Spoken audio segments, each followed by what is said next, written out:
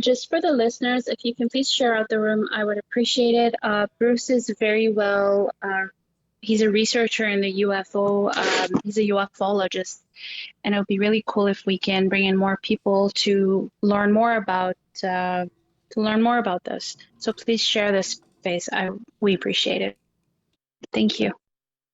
So we got a few minutes. Silence is always not necessarily not bad. So just bear a few minutes and let a couple people come in, and then when Bruce is ready, can start the conversation and build it up. Maybe I should send out a message to Tuscalos. I was just about to ask, is anybody there? Because I'm about to give my son a quick bath real quick, and I'm gonna be listening in the background. I'll be back. No, not to worry.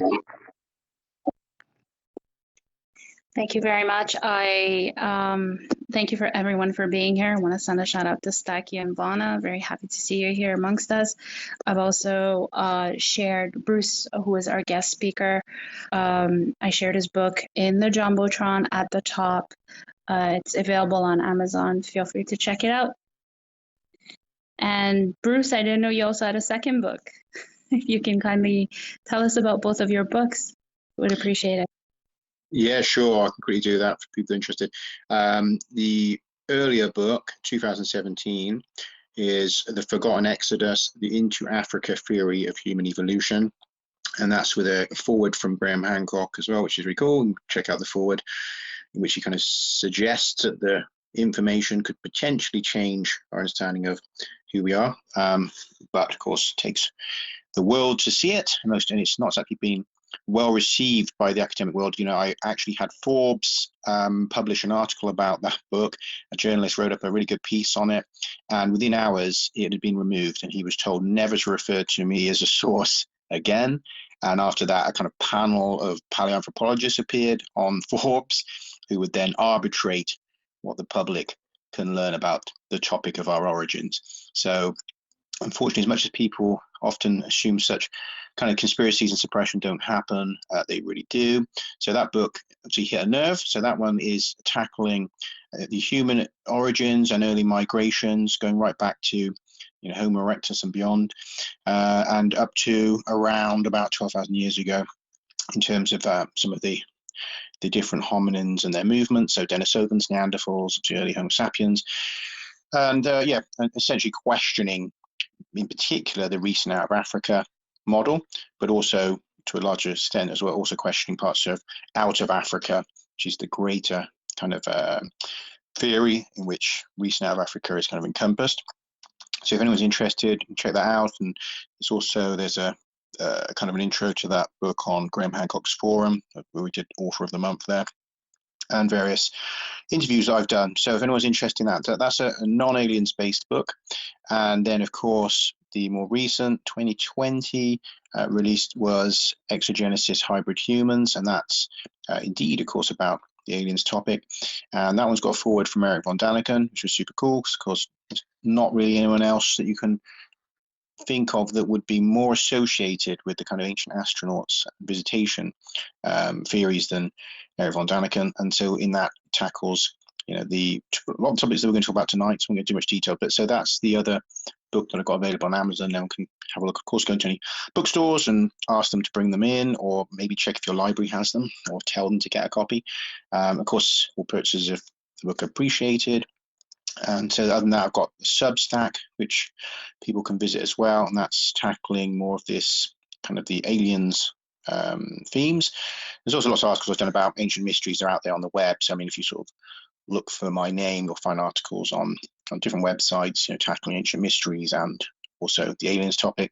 So it's kind of a wide range, and there's loads of interviews out there as well. I don't want to sort of favor any particular shows, but yeah, there's a lot of podcasts and radio shows if you go onto like YouTube or just any of your favorite podcast kind of platforms. You may well find that I've appeared on them at some point with somebody's show. So it gives it a little bit of a kind of an overview of kind of where you might find my material. So hopefully that's helpful. And again, visiting any of that's appreciated. Obviously, anyone sign up to my Substack, that's super cool, as well as Patreon and anything like that. Support is always very welcome. So yeah, I'll let you return over to you. Thank you. Thank you very much for providing us a general overview of who you are and your book and your newsletter. I'm excited to learn more about you. Again, this is our second space, but you know, every time you meet someone, there's something new you learn about them. So I'm looking forward to this. Absolutely. Bruce, we have a pretty decent amount in the space right now. I expect a lot more to jump in, but whenever you are ready, we are ready. So the stage is yours, and we're just I'm just waiting. I'm just gonna start taking down notes and put pins to specific key points of your conversation to kind of follow this. So I have something that I'm looking at from a source online to kind of follow and see where you go with this. If it's anything like last time, that story, I'm very excited for this. So yeah, the floor is yours. Excellent. Thank you very much. And, appreciate everyone for turning up and for checking this out. I'm going to jump in with a little about SETI, the Search for Extraterrestrial Intelligence. I think everyone in the space has almost certainly heard that term, usually associated with the SETI Institute, but it's not exclusive to them. For many decades now, scientists, and you could say indeed the whole world, has been waiting for contact from space. Now, of course, there are people who say they've already had contact, but if we take the scientific view, that they are currently waiting for contact from space. And if you go right back to the early 1980s, NASA pretty much stepped out of searching for any signs of aliens, even microbes, really. They weren't doing a lot to do with the aliens topic anymore. They were defunded a bit on that. And then we had the emergence of the SETI Institute. So that was actually set up in 1984 as a privately funded non-profit 501c3 in California, which basically had a team of scientists who wanted to continue the search for extraterrestrials with a core focus on the detection of radio waves. So they've hoped for the last few decades to get something like, a stream of binary, maybe some dots and dashes of a Morse code signal, or catch some rerun of some ancient alien comedy series. They've hoped for something, but what they have found so far is nothing. Pretty frustrating, because every year millions of dollars of donations pour into the SETI Institute, and what comes out is, I would say, a very disappointing fare indeed. Now, that's not to say that they don't make discoveries. I'm sure that the interesting things about other planets and all the rest of it, but it's not what we are interested in. It's not what the SETI community and what the people out there that follow SETI are really hoping for. Now, there's a lot of scientists who point out that this search for alien radio waves is essentially futile. It is looking for a needle, in a haystack of needles inside of an ocean of needles. It's almost absurd to think that we would have the sheer luck that somewhere out there in a distant star, a radio signal would be beamed towards us just at the right moment in time to arrive when we had built the detectors and while we were still looking for radio waves in that narrow window of time where we are a radio wave kind of focused culture, and that we would happen to be pointing our antennas in just that direction at just that moment to catch that signal. Now that takes an awful lot of variables to align, and there's many scientists that say they do not expect that to ever happen. That's people that are in that community. They expect it to basically to never happen. So you think about that. That's kind of wild, just to get started. Now, we shouldn't be entirely reliant on radio signals. Indeed, if you look at some of the luminaries of space science, and I'll start with Carl Sagan, the man himself, probably known by almost everyone in this space, I would think, and probably throughout the ancient aliens world, the ufology world, and the science world, really a big name. Many a year ago, he wrote a paper called Direct Contact Among Galactic Civilizations by Relativistic Interstellar Spaceflight. Now, not one of his better known papers, but in that, he did the maths and calculated that really we should have had past visitations of, physical craft coming to our solar system based on the kind of the hypothesis of how many civilizations should theoretically be out there, and how many habitable planets and so on, that we should expect to have had at least a small number of alien craft pass this way. So then from that, we have another well-known scientific kind of conundrum, which is, of course, this the paradox that there is no signs of these aliens. So there's this Fermi paradox, the idea that by now we should see concrete evidence of these beings, but for similar reasons, that there has been enough time, there should be enough civilizations out there, that they should have been able to send probes or craft to explore essentially all of the Milky Way in the billions of years that's been available. So the Fermi paradox asks, where is everybody? Why aren't we seeing them?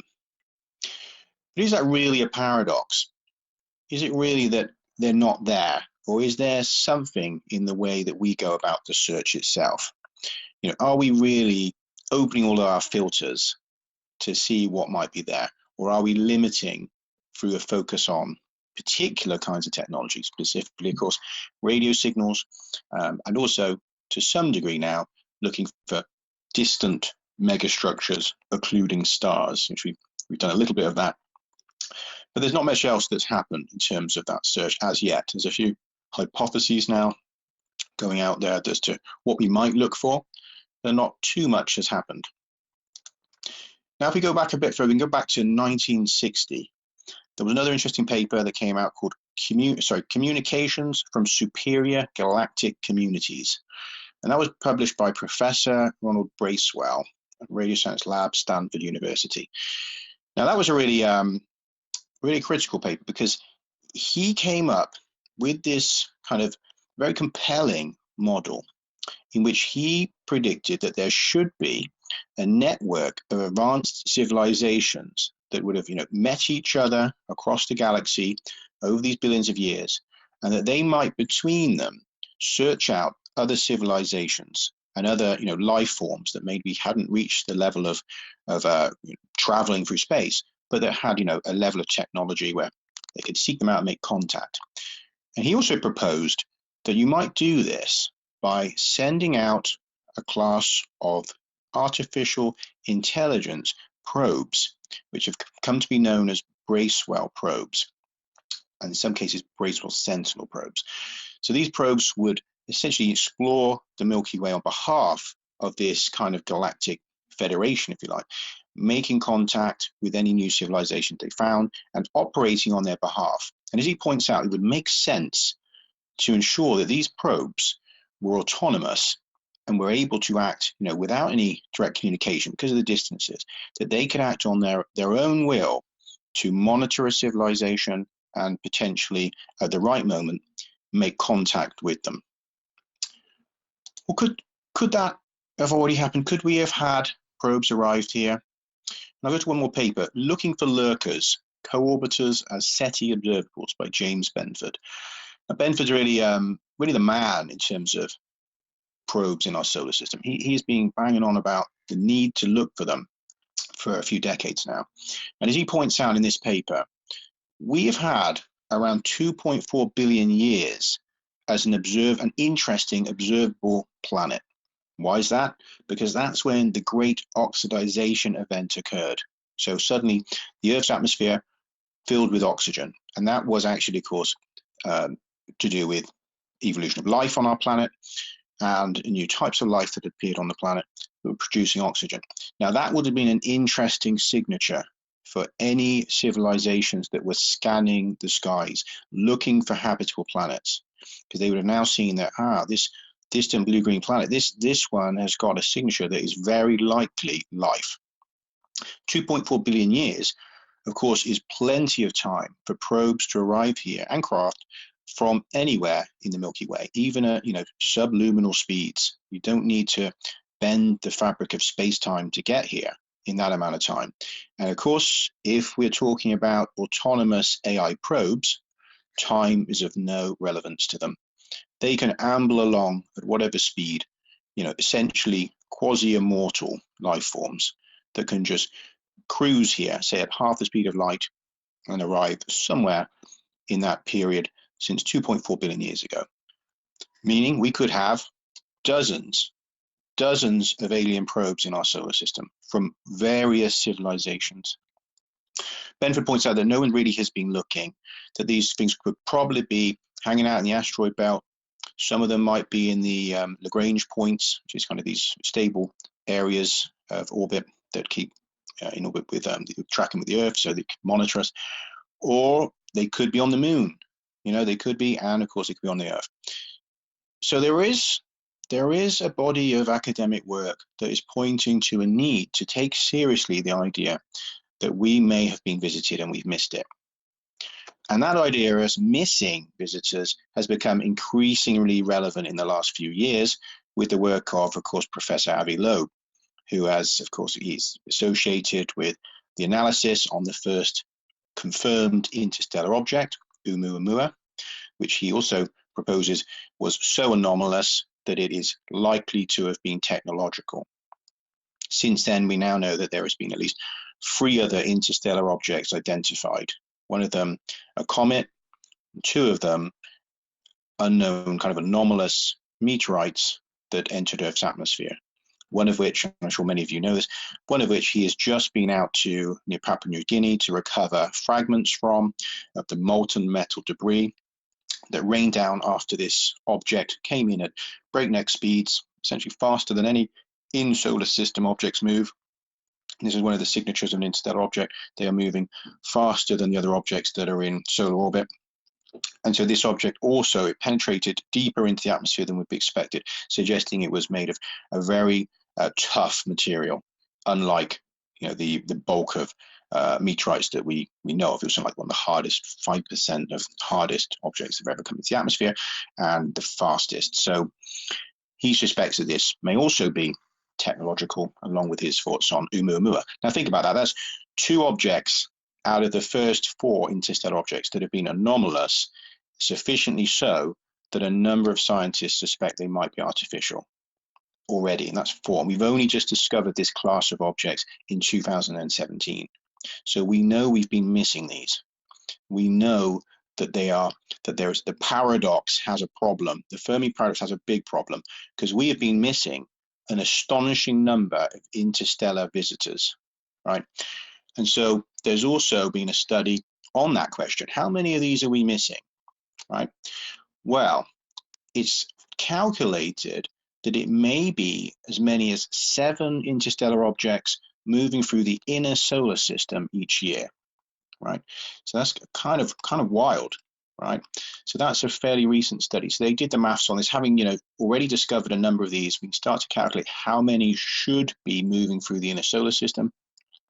And so now if you take that number and you think, well, 7 per year, and our planet has been around for 4.5 billion years, that's a hell of a lot of objects we've missed. And so for us to start talking about a paradox and where are all the aliens, and where are the probes that we haven't been looking for, and now we know there's an entire class of objects, billions of which we haven't seen, and that they're coming from outside our solar system.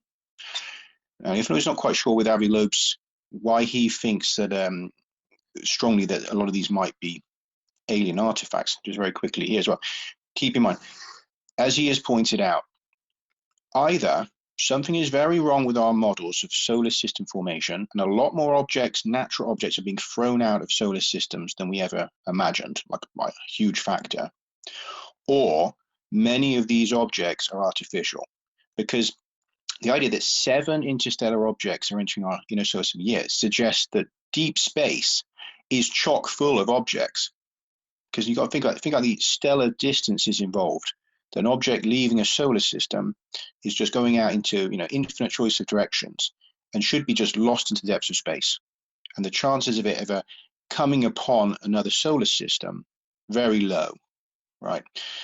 So the fact that many of these are entering our solar system suggests either an unbelievable number of objects are being thrown out by an unbelievable number of solar systems, or something, or something else is happening, i.e. that a lot of these probes, crafts, debris, pieces of defunct technology, and a whole wide range of objects that we have been missing.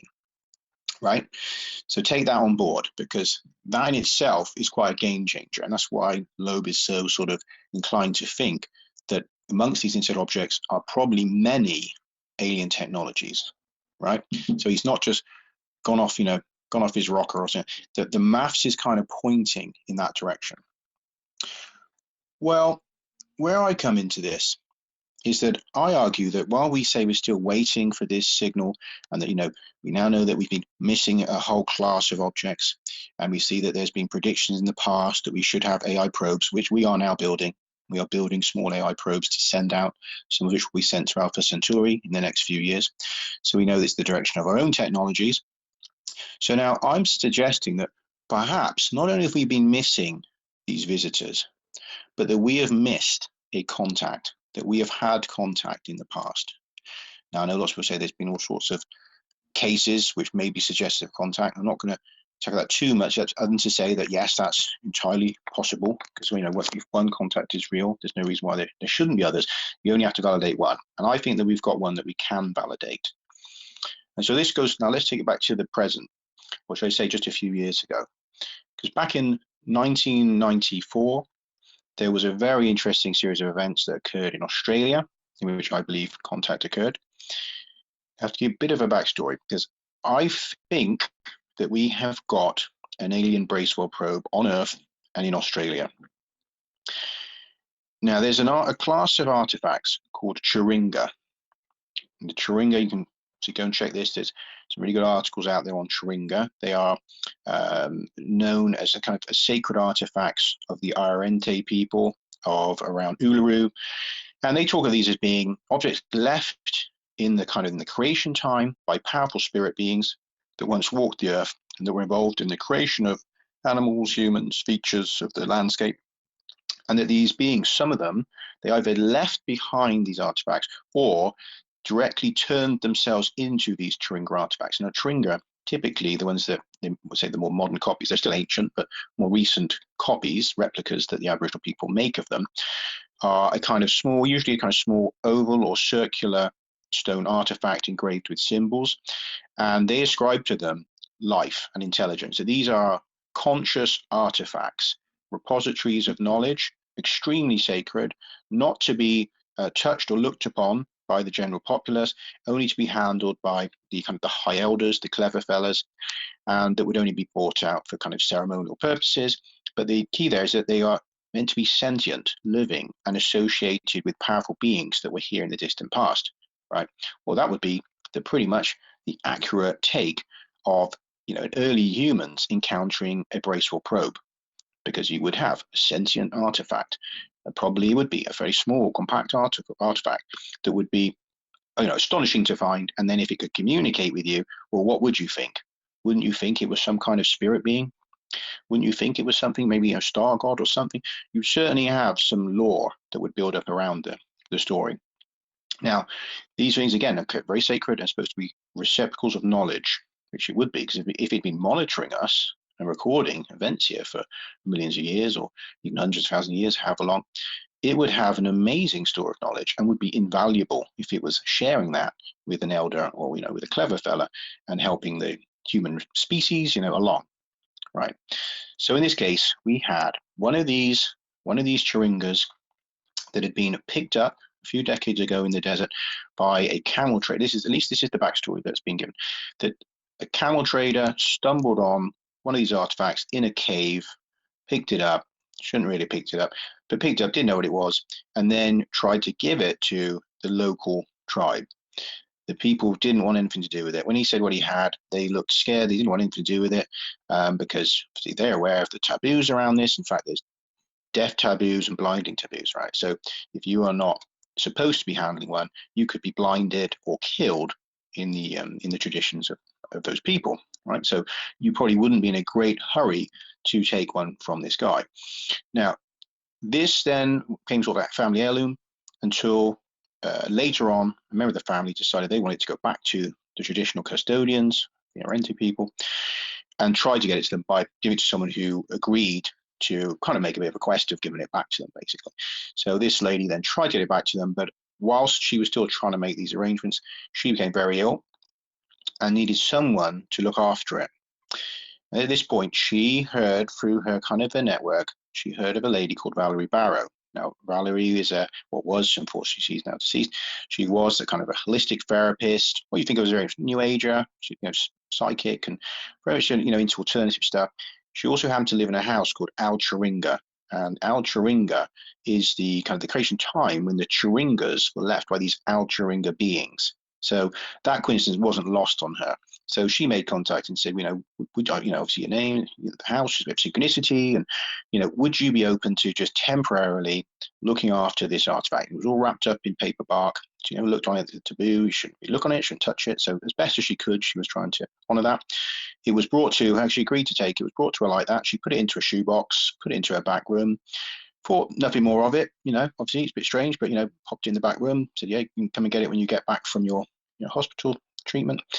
And then after a few weeks, she had a kind of direct voice to skull communication begin, in which a consciousness announced itself in her mind as Al Chiringa and as a star being, with this information that was meant to be returned to humanity, a history that we didn't know about.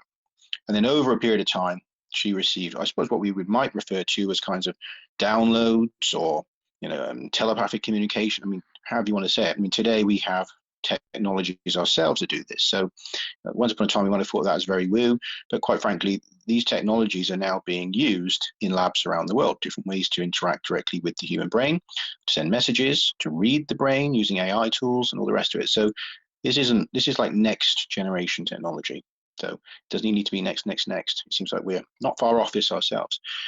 So this then got slightly weirder when a few months after this, whilst this is all still going on, a friend of hers who's driving nearby and has in her car a very noted elder and healer called Jerry Bostock, an Aboriginal healer. He's also, everyone looks him up, he was also noted as a playwright, an activist, all sorts of things, very respected man. She mentions, I've got a friend lives around here called Valerie that lives in a house called Al Chiringa. That name perks a bit of attention for him, of course, as an Aboriginal name, and says, well, take me there. So they ended up going to the house, and now you've got to imagine from Valerie's perspective, she's received this strange ancient Aboriginal artifact, and now an Aboriginal elder is knocking at her door. So, I mean, the synchronicity wasn't lost on her, of course, and so she had a conversation with him, and very soon she just felt that he knew that it was there. So she said, I've got this artifact. Yes, I've got it, and I haven't looked at it, and it's in the other room. And he kind of says, it's men's business, which is correct. Technically, only male clever fellas and high elders were allowed to even go near these things. So she shouldn't really have had it. But of course, she explained the circumstances and what happened, and done her best to keep it was, and he seemed quite satisfied. And he added on that they should go take it and go. She explained, these contacts she was having. So we should go to a site called Gosford, which is actually Carry-On, and a site there. He said there's a sacred site there. Also has some strange Egyptian glyphs that some of you may know of this controversial site, the Gosford glyphs. But that's a series of what seem to be proto-Egyptian engravings in two walls on a rocky outcrop overlooking the bay at Gosford in New South Wales, Australia. And at that site, there is an Aboriginal sacred site, as well as these strange glyphs, which are controversial. Maybe they're ancient Egyptian, maybe they're not. There's a whole controversy around that. But he says, I want us to go there because I think this is the right place to go and try and make another contact for information. So they do that. And I would just very quickly say as well that this is, when they go there, this is just a few months after the major sighting at Gosford, where there is an infamous major sighting at Christmas. I think it's 1994 Christmas, that you have this mass sighting of a UFO, which is over the bay, and people reported this kind of a sphere or slightly elongated craft with lights all over it that is hovering over the bay, it's Broken Bay, and appears to suck something up from the water. They say the water goes rushing up and then it drops the rest of the water and it leaves. And over a few days, this craft is seen around the Gosford area. So this is just a few months later. And I feel that there's a connection here, which we'll get to, because they then are at Gosford. They have this another contact event. This consciousness tells them all about how aliens have come in the past and all sorts of information. But where it gets really strange is after that next download has stopped, and they experience a collective time slip. Now, I don't know if you're familiar with, in paranormal phenomena, time slips. There's a very famous case with two English teachers who are in the Garden of Versailles, and they experience a time slip. They're walking through the garden. They see people in period clothes, including the Queen of France from the one is, but the one I said, "Let me cake." Sees them all there and thinks that there's some kind of play on. And later on, when they walk back out through this kind of mist, they ask about it, and there's not been anything on. There wasn't anyone else there, that they seem to have had this experience. Now, there's something very like that they find. So instead of where they were just a moment ago, now they're seeing that the forest around them has become more like jungle. It's become more dense. They're looking down across the water, and they can see a saucer craft crashed into the water with another saucer hovering above it, pulling beings out of the water, and that there are beings on the beach, humanoids, various kinds of humanoids. They're looking at it like, see what's going on, but they look at each other, and they also don't look entirely human. And they realize that they seem to be themselves now transformed, as well as the environment. They also have an awareness that they are somehow connected to what they're seeing, and start to have information in their heads about the arrival of a craft, this craft being destroyed in orbit, survivors coming down in a saucer craft, one of them crashing, the others obviously being another one hovering over it, that they have an awareness of what has happened, what this is they're seeing.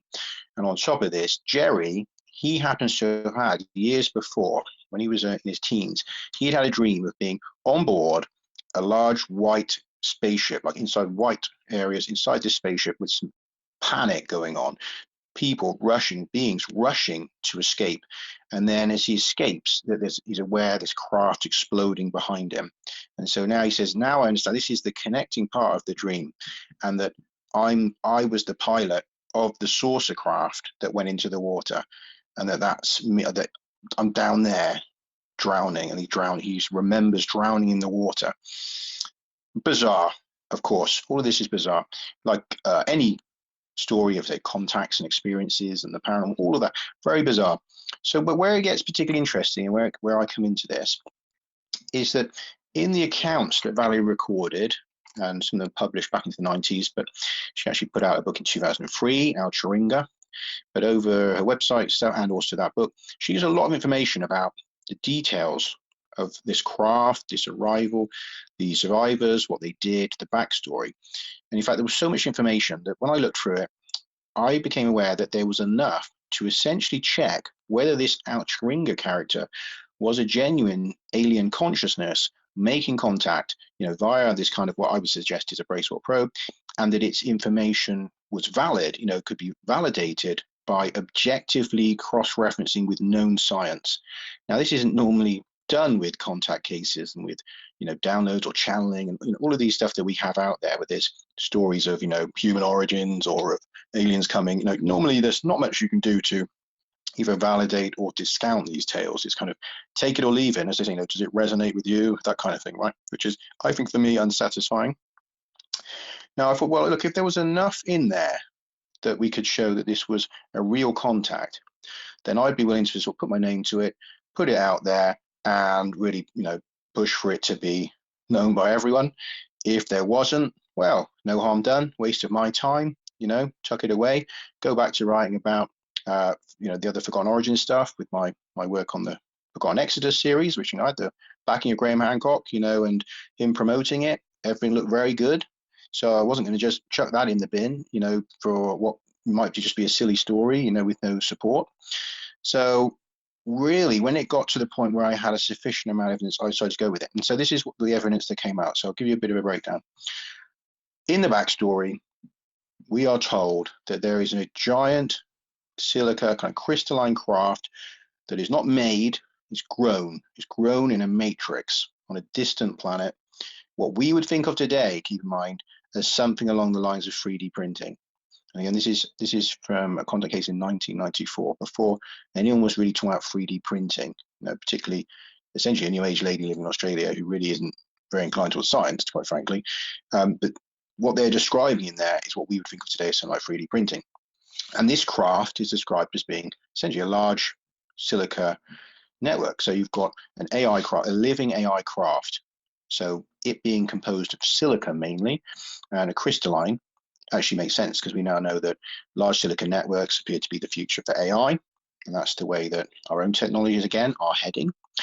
This craft arrives, it's here for a while, they offload some equipment, they begin a kind of a process of colonization, and this is a process that's being handled with negotiations between them and another group who are currently the controllers of Earth. And there's a negotiation for a handover has occurred ahead of this, that Earth will be handed over from one collective of beings who are quite malicious to this other collective that we would think of as being a bit more, I suppose, service to others than less service to self, and that they are going to be taking over the control of Earth. Now, unfortunately, there's some shenanigans in the background. There is a betrayal. There's plans to seize this technology that's being offloaded and to seize genetic samples of these beings. So there is an attempt basically to derail this, and the mothership is destroyed in orbit. And so it's described as being hit with kind of weapons that entrain the frequency entrainment. So it's essentially something like shattering, like the way that glass shatters if you can get your voice to the right frequency, you can entrain the object. So it superheats it and it fragments it and vibrates it apart. And so in final stages, it actually explodes like part of a nuclear bomb. It's just these very powerful weaponry is used. But before it goes completely, a number of craft try to escape. Most of them are destroyed in space, and a few make it down to the surface in Australia. Now, the next interesting part from that, so we have a few survivors, they've come down. There is also some other key things that are described which are on a major scale. Of course, that's a major scale. We have an enormous craft. Essentially, it's going to be, I would say, a couple of kilometers or so. Enormous crafts. It's 50,000 crew on board. Vast craft. Then there is also the claim that 5 years after the arrival of this craft, there is a second arrival. Another group of beings that are associated with this collective, but they're not quite so friendly. They're not colonists.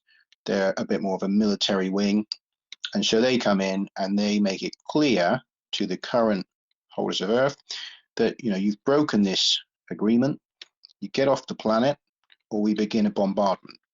And this is no ordinary bombardment. They describe that what they do is they utilize asteroids, and they actually pull in asteroids and they throw them down. And they throw them down to hit underground facilities. And so they say, we can crack open a planet, make your nukes look like pea shooters. And so they do that. Once most of these beings have gone, not all of them do, so they begin a bombardment. And in several areas, they bring down asteroids, smash them into the Earth. Well, that's a wild event. Of course, if that happened, we would know about it. Surely, we'd have all learned about that in school or college or somewhere, right? Asteroids bombarding Earth from all sides. Sounds absolutely wacky. How could we not have heard of that if that was real? So I was thinking that. But I thought, well, that's another event that should show up in the geological records if it's real.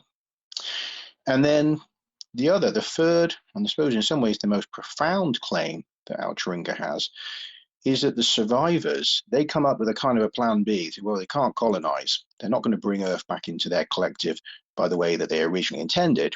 They say, well, instead, they do a kind of a colonization by stealth, in that they decide that what they'll do is they'll use the remnants of their genetic engineering technologies to modify a hominin that is already able to reside on this planet, because they themselves are struggling. They have been hit before they can finish the work on their own forms, because they are not suited to Earth. They have the problems you'd imagine you'd have if you tried to live on an alien planet. That they have been adapting themselves en route using genetic therapies so that they will be able to live on the terrestrial environment. They haven't completed these. They are being killed by the sunlight is wrong for them, the radiation is wrong for them, bacteria in the water is wrong for them, some of them are struggling to breathe. They're having all these problems. They're dying off. They know that they're not going to survive long term. But what they can do is modify a hominin that can survive here and make it more like themselves, and it to be essentially the representative of their collective on Earth. Now, they make the point of saying that, we're essentially doing this with the medical kits on the sources. That the main, the genetic engineering technologies on the mothership have almost all been lost in the attack. So this isn't easy. So they describe this as not an easy process for them. That they have realistic kind of problems you'd have in that scenario. That the initial experiments do not go well. This is some of these first generation are born like throwbacks, covered in hair and more like gorillas than what we think of as ourselves as humans. and that these can't survive either, and that any of their offspring can't breathe the air. He says, so their own, so that it won't work that way, and then these new first generation doesn't work. So there's an ongoing experiment. Eventually it's successful, and they create a new hominin, which has a larger head and less hair and all the things that are familiar to us. So they create the first ancestral Homo sapiens, right? So you've got these three mega claims, three massive claims in here, right? An enormous crystalline ship, bombardment of asteroids, the modifying of hominins to give us the first Homo sapiens. I mean, this is wild stuff, right? If it was real, apart from being profound and changing everything, if it was real, there should be evidence to substantiate this. Now, I took quite a while to go through the available records to see if there was anything like this, and I'll be perfectly honest, we had some clues, because there's two dates that Valerie puts out there. One is he says somewhere towards 900,000 years ago, but I also saw that she'd mentioned 700,000 years ago somewhere else on her website, that to do with how they view time or something like that. So I thought, well, okay, I'll use that as the window of time in which to look. So somewhere between 700 to 900,000 years ago. I know that sometimes people say with contact experiences, time is hard and other dimensions. So I don't know. I thought, well, I'll give it that range. It's a big range, but we'd see if there was something in there. So I was quite astonished, absolutely astonished, to find that there is a long-standing mystery in science. In fact, it goes back over 130 years, a mystery called the Australasian tektite mystery. And that actually involves some kind of object that broke up and ended up throwing debris across about 12,000 kilometers of Earth's surface, all the way from Indochina down to Antarctica. Billions and billions of tons of a glassy melt debris, highly silica in nature. In fact, it's typically around about 75% silica, around about 12% aluminium, with about 5% iron, and there's sort of magnesium and some titanium and some other chemicals in there. But this material obviously is highly silica.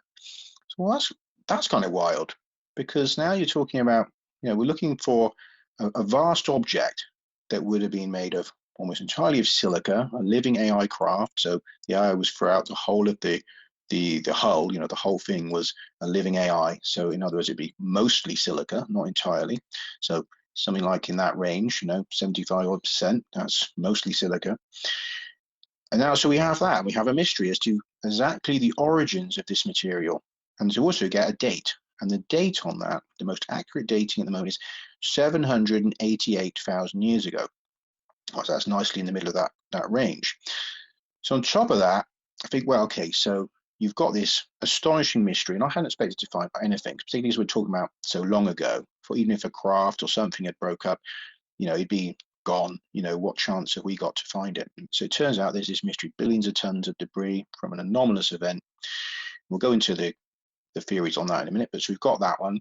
So I was thinking, well, that's a nice kind of hit. And then the second one was the multi-directional bombardment. I think, well, that's kind of a wild one. Never heard of that.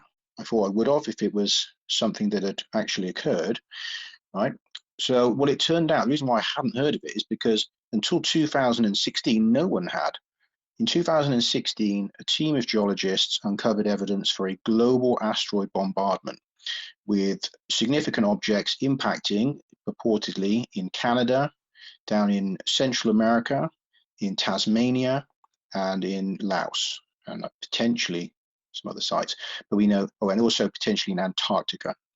So we have this multiple events. And so, what's the dating? Turns out it's in the range 770 to 790,000 years ago, the error margin. They said all of these objects bombarded, and they said they suspect they all impacted at the same time because the date range overlaps. They suspect they're part of a singular event. Well, that's wild. A singular event, massive objects pummeling us from all directions.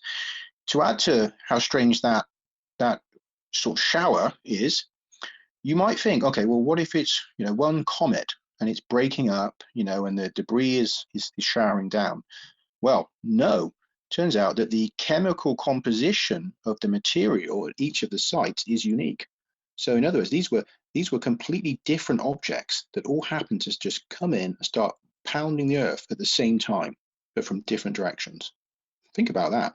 The last time we had something like that happening really was the late heavy bombardment, in the formative period of the solar system, when there was a lot of debris flying around. Now we expect one of these big impacts every sort of, 10,000 or 100,000 years, or whatever it is. We certainly don't expect several of them at once. That is a wild, wild event. So I think, well, that's now essentially 2 for 2, right? For the potential at the very least. We've got 2 for 2. We've got the dating on some kind of bizarre silica debris shower, the dating on a multi-directional asteroid impact event, and then I think, well, okay, well, the other one that we have to look at, of course, is the origins of Homo sapiens. Then, is there anything there?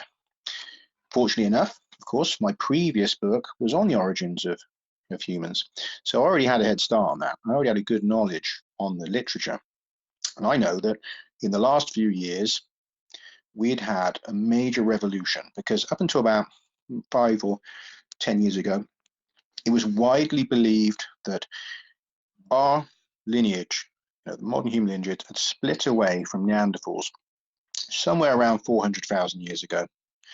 And so that we had a shared ancestor around that time. And then a little bit before that, you had ancestor X, which is kind of the unknown missing link ancestor that gave rise to all large-brained humans, right? And nobody knew what that was. It's thought of as probably something like Homo erectus, if not Homo erectus, or something of that type. Certainly back in 2003, when Valerie put out a book, or 1994, when she had these events, that was what everyone believed. Right, well, now that's completely changed due to the discovery of Denisovans and the mapping of the Denisovan genome and increased mapping of the Neanderthal genome and the discovery of the earliest hominin DNA at a site called Cuevas de los Huesos, the Cave of Bones in Spain, where we retrieved 430,000-year-old DNA. We've been able to completely rewrite the story of human origins. And as well as that, different proteins that have been identified, and there's a number of other discoveries that are relevant to this. But basically, what it's turned out is ancestor X lived around 800,000 years ago. That the split between Denisovans, Neanderthals, and us, particularly in the Denisovan and Neanderthal lineages and our lineages, those occur somewhere close to 770,000 years ago. Well, hang on a minute. Isn't that funny? So now we have the strange arrival of multiple large-brained hominins occurring right in the time frame that we've already got this shower of billions of tons of weird melt glass and the multi-directional impacts, this improbable meteorite storm, and now we've got that the humans have changed right there in that time span. Essentially, all 3 of the big claims that are in this message. Now, if you ask people in this sort of paranormal research, or even in the sciences who take seriously the idea of anomalous phenomena and whatnot, if you ask them, what would ever validate contact with a discarnate consciousness, whether alien or whether a ghost or whether a god or whatever, what do they consider we have to do to show that that's real? The general consensus is that it should be able to provide information that wasn't previously known to the recipient, but is of a fairly profound nature and which can later be validated scientifically and objectively to show that this party has extraordinary knowledge that humans don't have and that is real, and thus validates that the messenger is real. That's the standard. That's the standard that they give. And so if in this case that's exactly what we have, well, that is the textbook validation of a contact, that we have had contact, that there is an intelligence that knew more about our darned planet and our history than we did and can provide that to us, and then just wait a few years for us to catch up with the science, because at that time none of that could have been validated. Right, and that's the key. Because someone would say, okay, could you cherry pick this? Could you put this story together, sci-fi, and put it out there and have people believe? Well, no, because at that time, nowhere would you have found that information. Again, keep in mind, only 2016 when we discovered this multi-directional bombardment. And it's only in recent years we've got the really accurate dating on the tektite storms and more details on that. And again, only in the last few years that we've had this redating on the human origins. None of that could have been written up and known at the time. Indeed, Valerie makes no attempt to do that. She's not, as I say, she's not scientifically inclined. She just tells the details of what happened to them, what happened to Jerry, and what happened to the dozens of other people who basically became involved with this account, and then several dozen people that are involved. Some of them are still around. Unfortunately, Jerry and Valerie have passed on. I met Valerie. I went to her house when I was in Australia. I had the chance to communicate with her a number of times. Unfortunately, not Jerry, because he passed on before I was aware of this. I have spoken to people that knew Jerry, and there's potential that I may end up in contact with his cousin, from my understanding. So I'm doing my best with that. But so there's a lot of the other people that I have had some contact with. So there's still other people involved in this case. Now, if you think about that, so if we have got a genuine, discernible, objectively confirmed contact, we really don't need any of this stuff from government disclosures. We really don't need that, because what we're looking for is something that can be validated, that anyone can kind of really get their head around. And I say, I'm not saying it's easy, but they can get their head around and can look at objective evidence. Right, now let me go a little bit more into why this evidence is extraordinary, because it's all well and good to say, okay, we had this bombardment, and we've got this debris, we've got this, the emergence of humans. But if we drill down further, are these events themselves independently strange? Are they anomalous? Is there any chance that this is just weird coincidence? I mean, again, you'd have to really be throwing a lot of all sixes on your dice to say that this is, sheer coincidence. But let's just say, that it was. Is there anything else that makes them strange? Well, as we've already touched on with the multidirectional impact, this is beating all the cosmic odds. We know that we should not be seeing multiple objects coming in from different directions at once. That straight away is anomalous, is weird and unexpected, right? Now, we also know that there is something very funny happens with one of these objects that breaks up above Antarctica apparently breaks into about 5 pieces.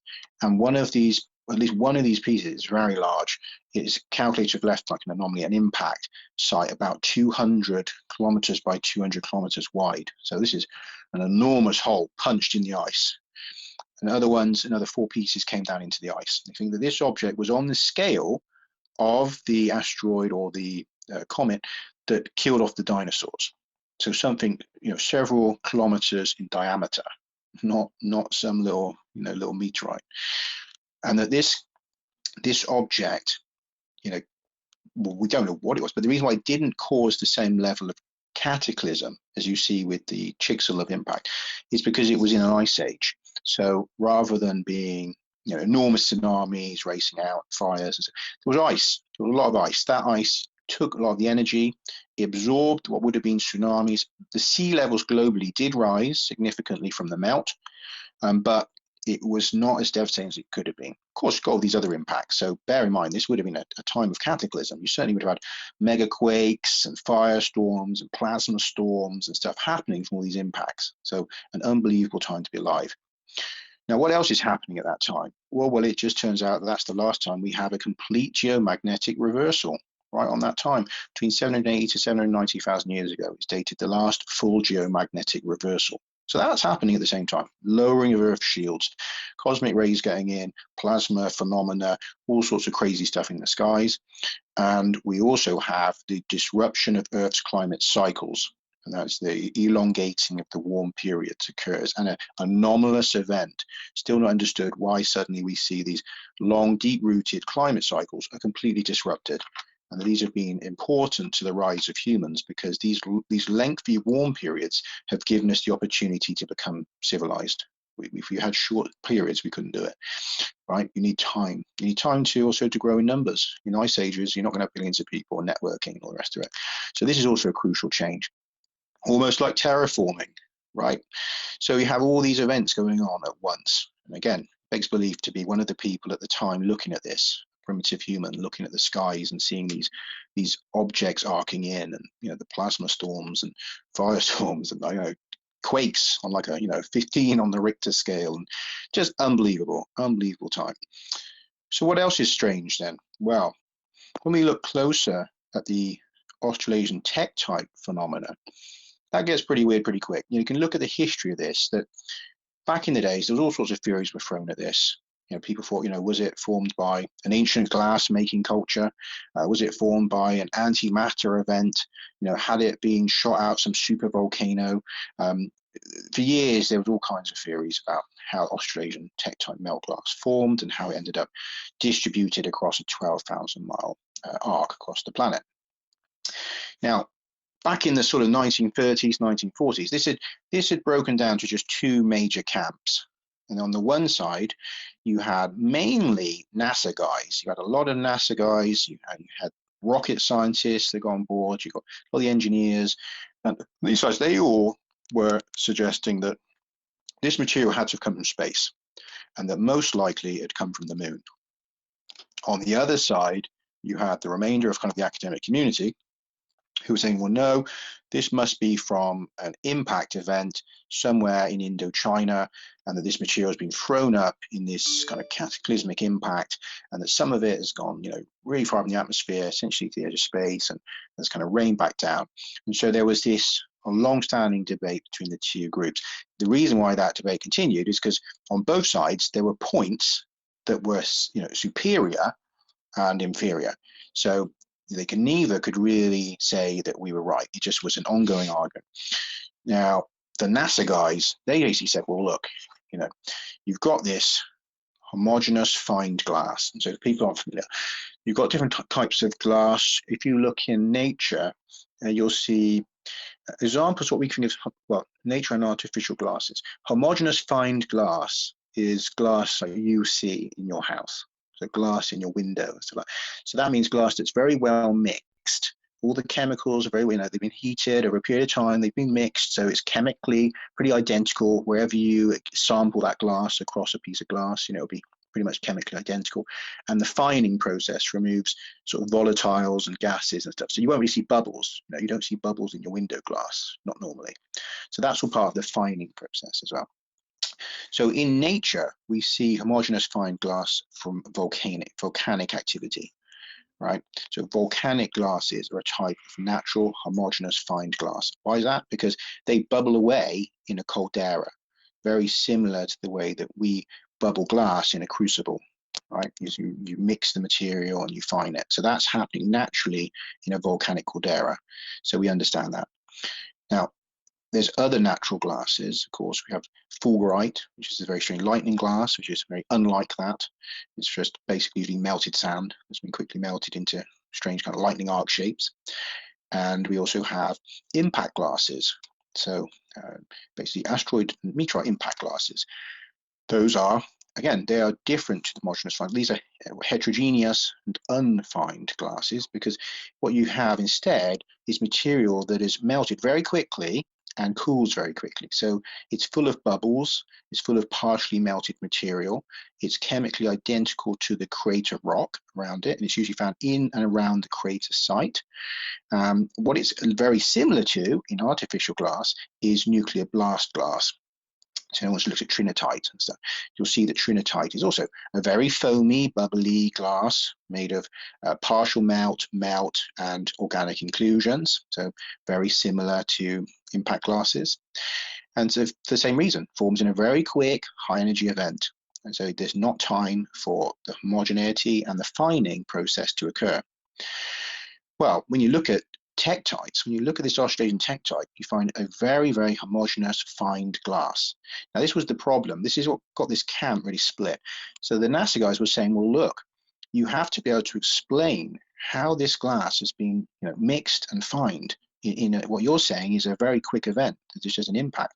How does that happen? You're breaking a number of laws here, like this, it's called Moses law, which is to do with bubbles, spherical bubbles and gas and whatnot moving through viscous liquids and stuff like that. So they say you have to be able to understand it in the context of these laws.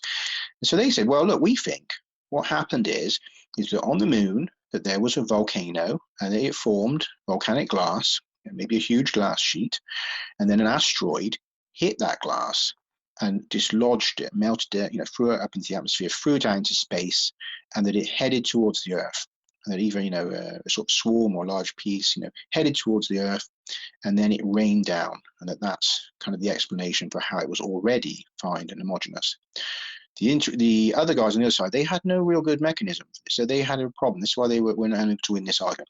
So, and the other thing was, it's very clear it was from space, because again, the NASA guys were saying, well, look, we work in this, field, and we know that we can create these shapes. You can see these tectite buttons, they're called. If you look at tectite buttons, that these have a nose cone shape. So they say, look, we know how that's made. We've done this in the NASA Ames research lab. We've recreated these, and we know that they have formed at moving at just below the speeds necessary to escape, the Earth's atmosphere, and that they have to be formed from small, cold, hard spheres of glass that were already homogeneous and fine, that have come in at gentle angles from space at these fairly low speeds, certainly a lot slower than asteroids coming in direct to Earth normally, that have skipped along the edge of the atmosphere and have melted on the front edge, and the material is pulled backwards, giving these kind of, like I say, these bullet shapes.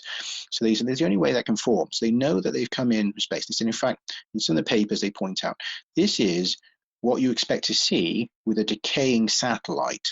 So, like say, if there was a natural satellite, if they posited natural satellite, so this would had to be a mother. The mother object would be some kind of satellite that broke up in orbit, and that the molten debris, cooled in space, and that you have these spheres. You can remember, in a vacuum, liquids pool into a sphere. So it pooled into these spheres and cooled because it's super cold, and that then these pieces then skip along the edge of the atmosphere. They have secondary melting into these aerodynamic shapes, and then they fell.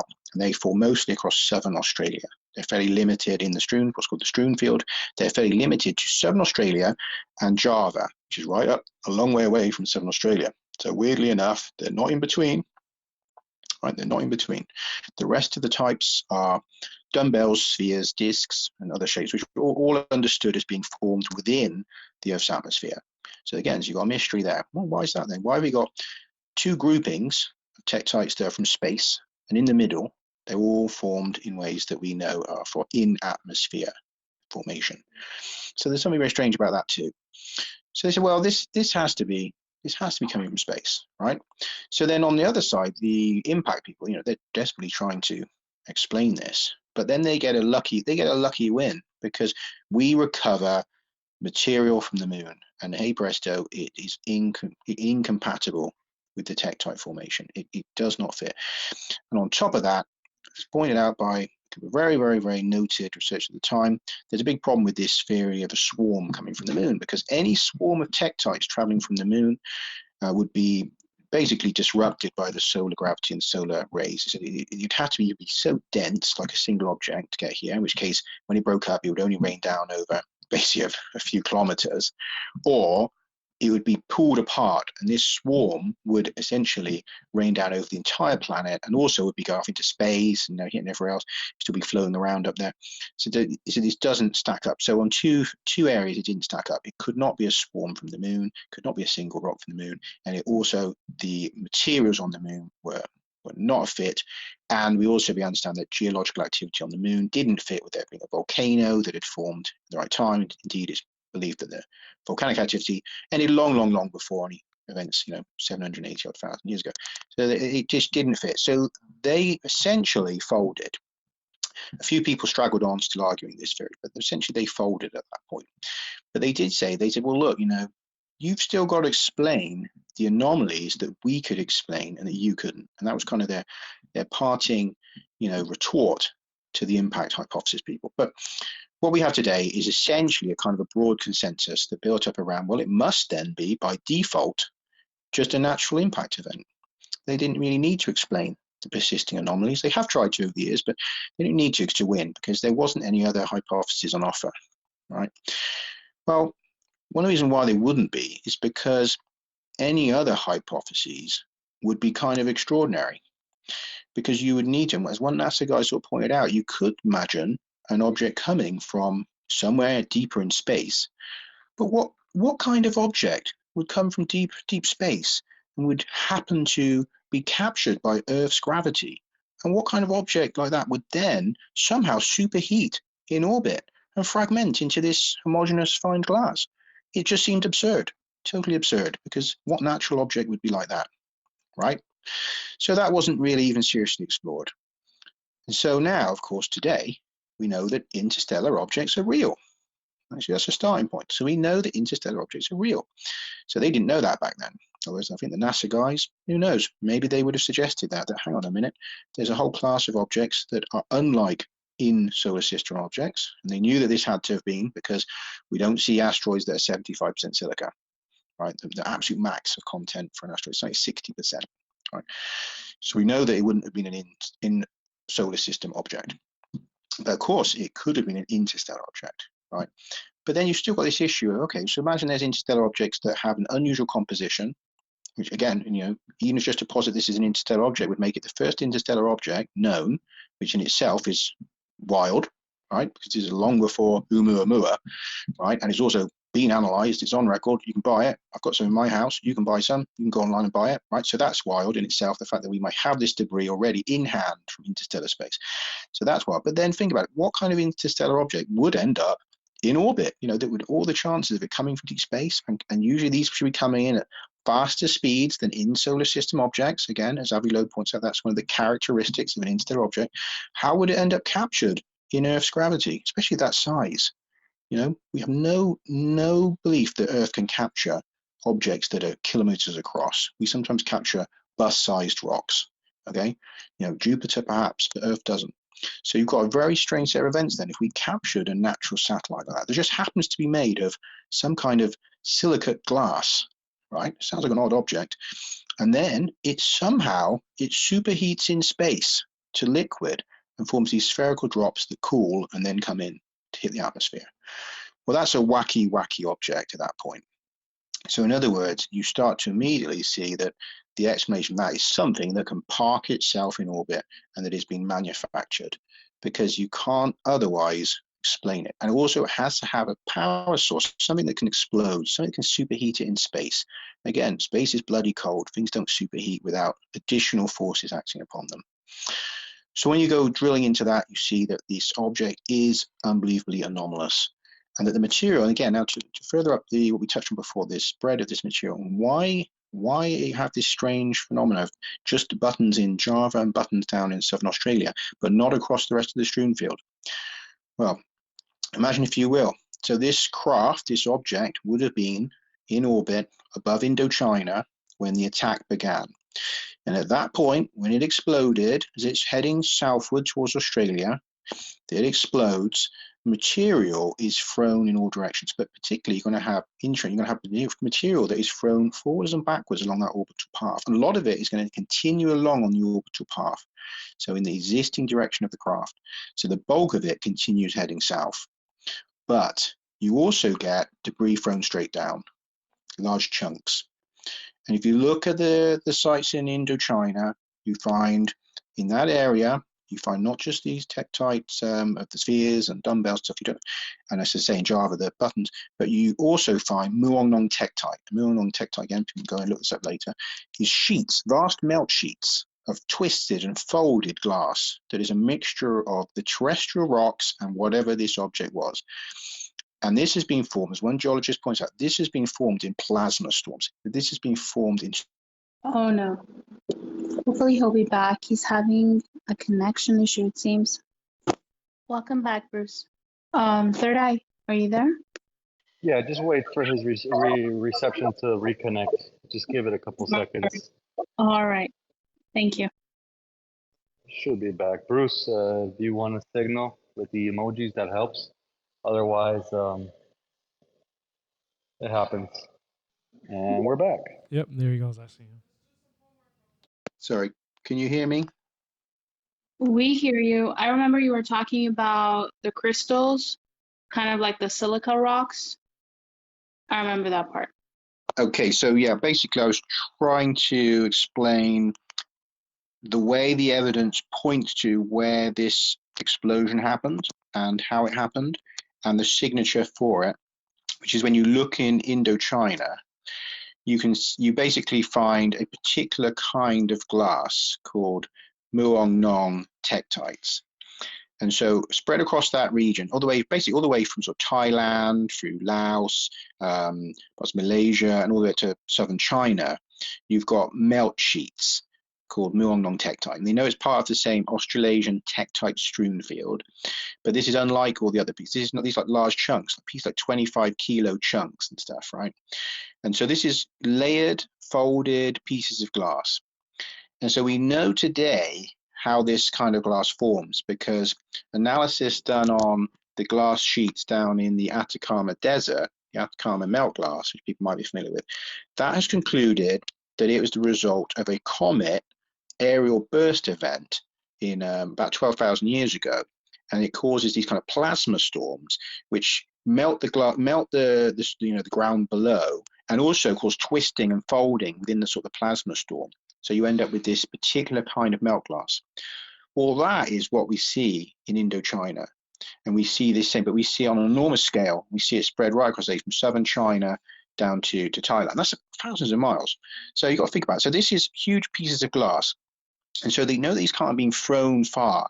And indeed, so that's why most of the consensus hypothesis suggests the impact, there must have been a comet impact or some sort of impact in Indochina, because this glass is enormous pieces spread all around the area. So this must be ground zero. In their model, this must be ground zero, but there's no crater, right? And also, the crater would have to be enormous. You think about it, a crater that stretches from southern China to Thailand, that would be wild. And yet, you don't see it, but you've got all this glass that has to be what you call proximal ejecta. In other words, the glass that's at the impact site and it's spread right across, 25 kilo pieces of glass don't fly far. And that's a really basic concept. And on top of that, when you look at this type of glass, say it's the signature of aerial burst events. So in other words, if you think about it, you've got a craft that's come across in orbit over Indochina. It's destroyed in orbit there. There's an explosive event. Chunks are propelled downwards. Large pieces break the atmosphere first, and those then explode, and they explode like nuclear bombs. So you get then plasma storms, vortexes, vacuum chambers, right? Actually scouring of the surface below, throwing up material, melting the surface, swirling melt, and you get this occurring again and again across Southeast Asia. Bang, bang, bang. You've got a series of like nuclear explosion type events across there, right to southern China. These chunks are coming in. And we know from the analysis done by this American geologist, forget the name, but he's done the analysis on and points out that in one case he finds pieces of this Muongnong tektite that have hardened, and then a new hot piece of melt has landed on it. He says that is the smoking gun for this, because that means you've got a second heating event. That can't happen in a singular impact. So in other words, you've had an aerial burst, and then he says a few hours later, another piece has broken the atmosphere and it has splashed material onto already cooled Muongnong tektites. So he says that's the smoking gun for that. So he says, in other words, all of this melt there, that is ground zero, but not for an impact. That's ground zero for the aerial bursts. And then what you get then is in Java, so you've got the two ways. You've got materials going along the orbital path south, but also some of it goes back. So some of it is going against that direction. Some of that falls across in island Southeast Asia. So you've got the tektite buttons. So some of that's traveled through space and has come down there. And then most of the bulk material is following that orbital path. So it goes much further and it goes down across Australia. And then as it travels, now you imagine in your mind, you've got this craft is blown to bits. So you've got chunks of it that still remain. And now they start breaking atmosphere. So they're breaking atmosphere across Australia, across the vast continent of Australia. And so the other funny thing is, and tektite collectors will tell you, the funny thing about tektites in Australia is you'll find a cluster. You might find, most of them have been found now, but they used to find clusters. So you'd find maybe thousands of tektites across an area of several kilometers, and then none for hundreds of kilometers or thousands of kilometers. Hang on a minute. If this is being thrown out in the waves that you expect from an impact, that shouldn't be like that. What you expect with aerial bursts is precisely this, because you'll get a circle where the material falls. Once the aerial burst event happens, the melt will fall in a circle beneath it. And so that's exactly how you find tektites on the ground in Australia. So these are signatures of aerial bursts. So aerial bursts are happening all across Australia. And you imagine when one of these comes in, they explode, they throw out melt within the atmosphere, and molten glass traveling in the atmosphere forms distinct morphologies. So basically you'll have teardrop shapes, dumbbell shapes, discs, spheres, and other basically shapes which are consistent with spinning molten glass moving through atmosphere, right? What you don't see is the tektite buttons that we touched on earlier that look like bullet, front of a bullet, because those only form in space. But those fall at the edges of that fragmenting debris field in space. So these smaller pieces that they travel further and they start falling, they fall across southern Australia. So you've got different components of this event. You've got the major explosion up in Indochina, you've got the ground melt, you've got the aerial burst signatures, and then the more of the debris swarm is starting to break atmosphere as it travels south. And then the final edges of this event are in Antarctica, where you get the what's called microtektites, particularly, which is the smallest, hottest little pieces that travel the furthest. And those fall in Antarctica, where they're most commonly found. Also found in ocean samples. So they find a lot of these microtektites. So that is the extent of it. So you've got 12,000 long debris field, and you can basically almost picture in your mind the way this breaking up object, this satellite object, and its debris field is continuing in these orbital paths, decaying orbital paths until these little pieces are breaking atmosphere, skipping along the edge of the atmosphere, and having this secondary melting. And indeed, of course, as they point out in the analysis, this stuff has to have formed in space. It's formed in a vacuum. It's very dry, has almost no water in it, which again is a signature for forming in a vacuum. And it also takes these spherical forms, which is again a signature of melt in a vacuum in space. It solidifies almost instantly without crystallization. It means it's intense cold, i.e. space. So there's a lot of reasons why the NASA guys point out this has to be in space. And so you have this vast debris field that falls from this event. No impact crater. Now, if you take the consensus view, they expect to see a crater about 100 kilometers across, and it's going to be a really young crater geologically. Keep in mind the Chicxulub crater, so 65 million years old, it's still visible in the Yucatan. It's easily detectable, right? It's visually detectable, scans detect it, anomalies, all the rest of it. It's massive. Look at Chesapeake Bay if you're in the US. Chesapeake Bay, which also is associated with its own strewn field, that is an enormous, over 100 kilometer site and has a smaller strewn field, right, than the Australasian, smaller. So they're like, well, it should be bigger than the Chesapeake Bay crater, right?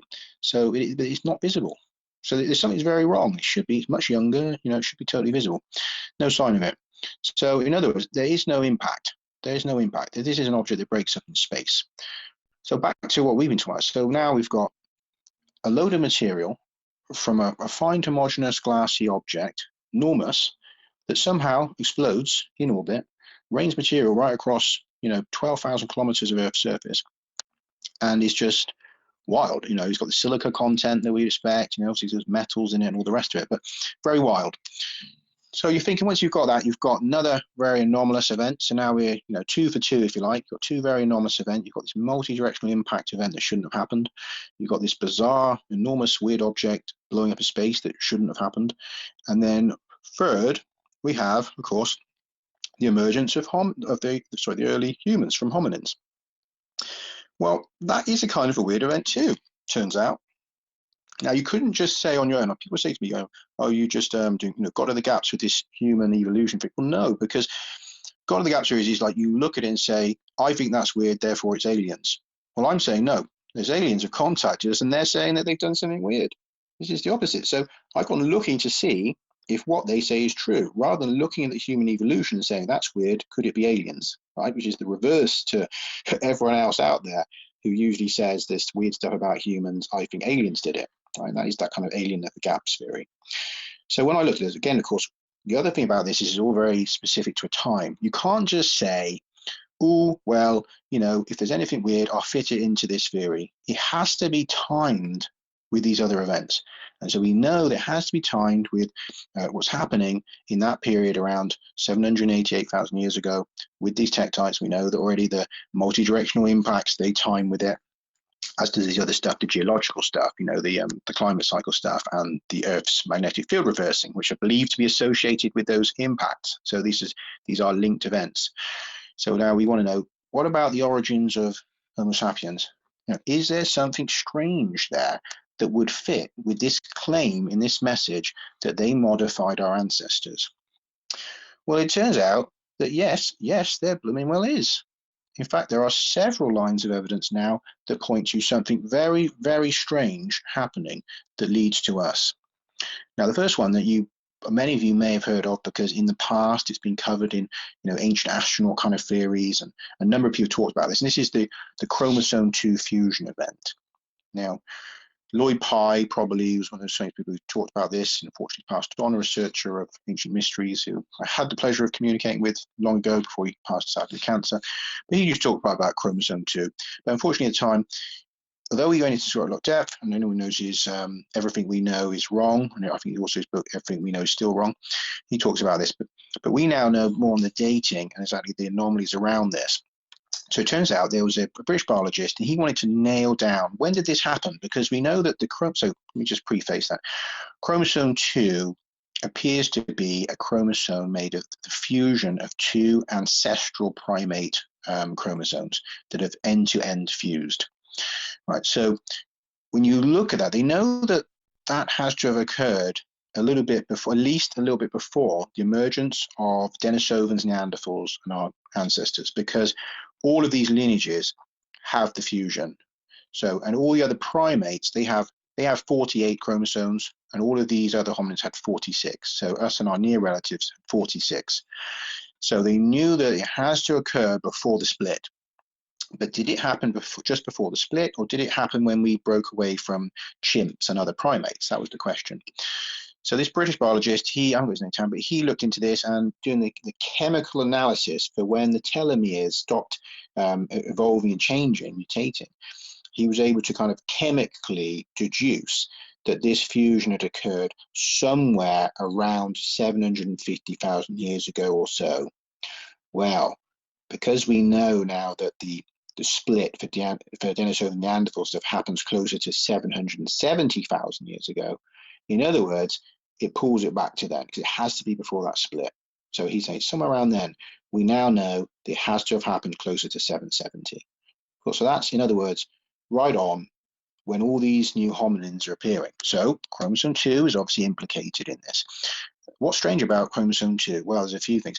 First of all, normally, when chromosomes fuse, this is a catastrophic error, and this would have a lot of problems for reproductive reasons, and potentially could cause other malformations in a fetus. Rarely would that be an okay thing to happen. Maybe neutral. You definitely wouldn't think it was a good thing to happen. So you would expect it to be reabsorbed into the background population. So it'd be a freak mutation. All the other people alive would have the correct chromosomes. So even if this person could reproduce, which normally they probably couldn't, you would expect with chromosome errors, that even if they could, that that they would have a recessive problem that would be absorbed into the background population. This tiny, anomaly, one person and their children married to, mating with someone that didn't have the anomaly and a recessive problematic trait. Well, that's not how it plays out, because instead there is a total replacement of all hominins on the planet with these beings that have this fusion. All of them, all the rest go, right? They all go. Today, everyone who hasn't got some kind of recent birth anomaly about their chromosomes has this fusion and has this number of chromosomes. What the hell goes on towards that? Well, there's a few thoughts. The experts say, well, look, for that to occur, there's basically 3 constraints that make that likely to happen. And that is, one, that this change occurs in a small, isolated population, and it must happen in more than one individual in a breeding population, again, cut off from others, and bestows extraordinary benefits, right? So now this is supposed to be a problem. Keep in mind, it's meant to be a serious bloody problem. Instead, it's giving us amazing benefits, and it's happening in a small group that's isolated from other people. Oh, almost like in a lab. Almost like in a lab, right? Small group isolated, breeding with each other, and that get this new strange upgrade. Right, so we have that chromosome 2 in itself, very strange, and also there's additions and deletions of information at the fusion site in comparison to what we see these chromosomes in other primates, and including a category of changes, which I'm going to touch a bit more now, human accelerated regions. And there's some of these HARs are also associated at the fusion site. Now, HARs are, again, I think probably one of the most important areas for this, almost certainly, that just in the last few years, it has turned out that deep in our what was once considered junk DNA, which is now known as non-coding DNA, deep in there we find that there are segments of code which have remained stable for tens and hundreds of millions of years.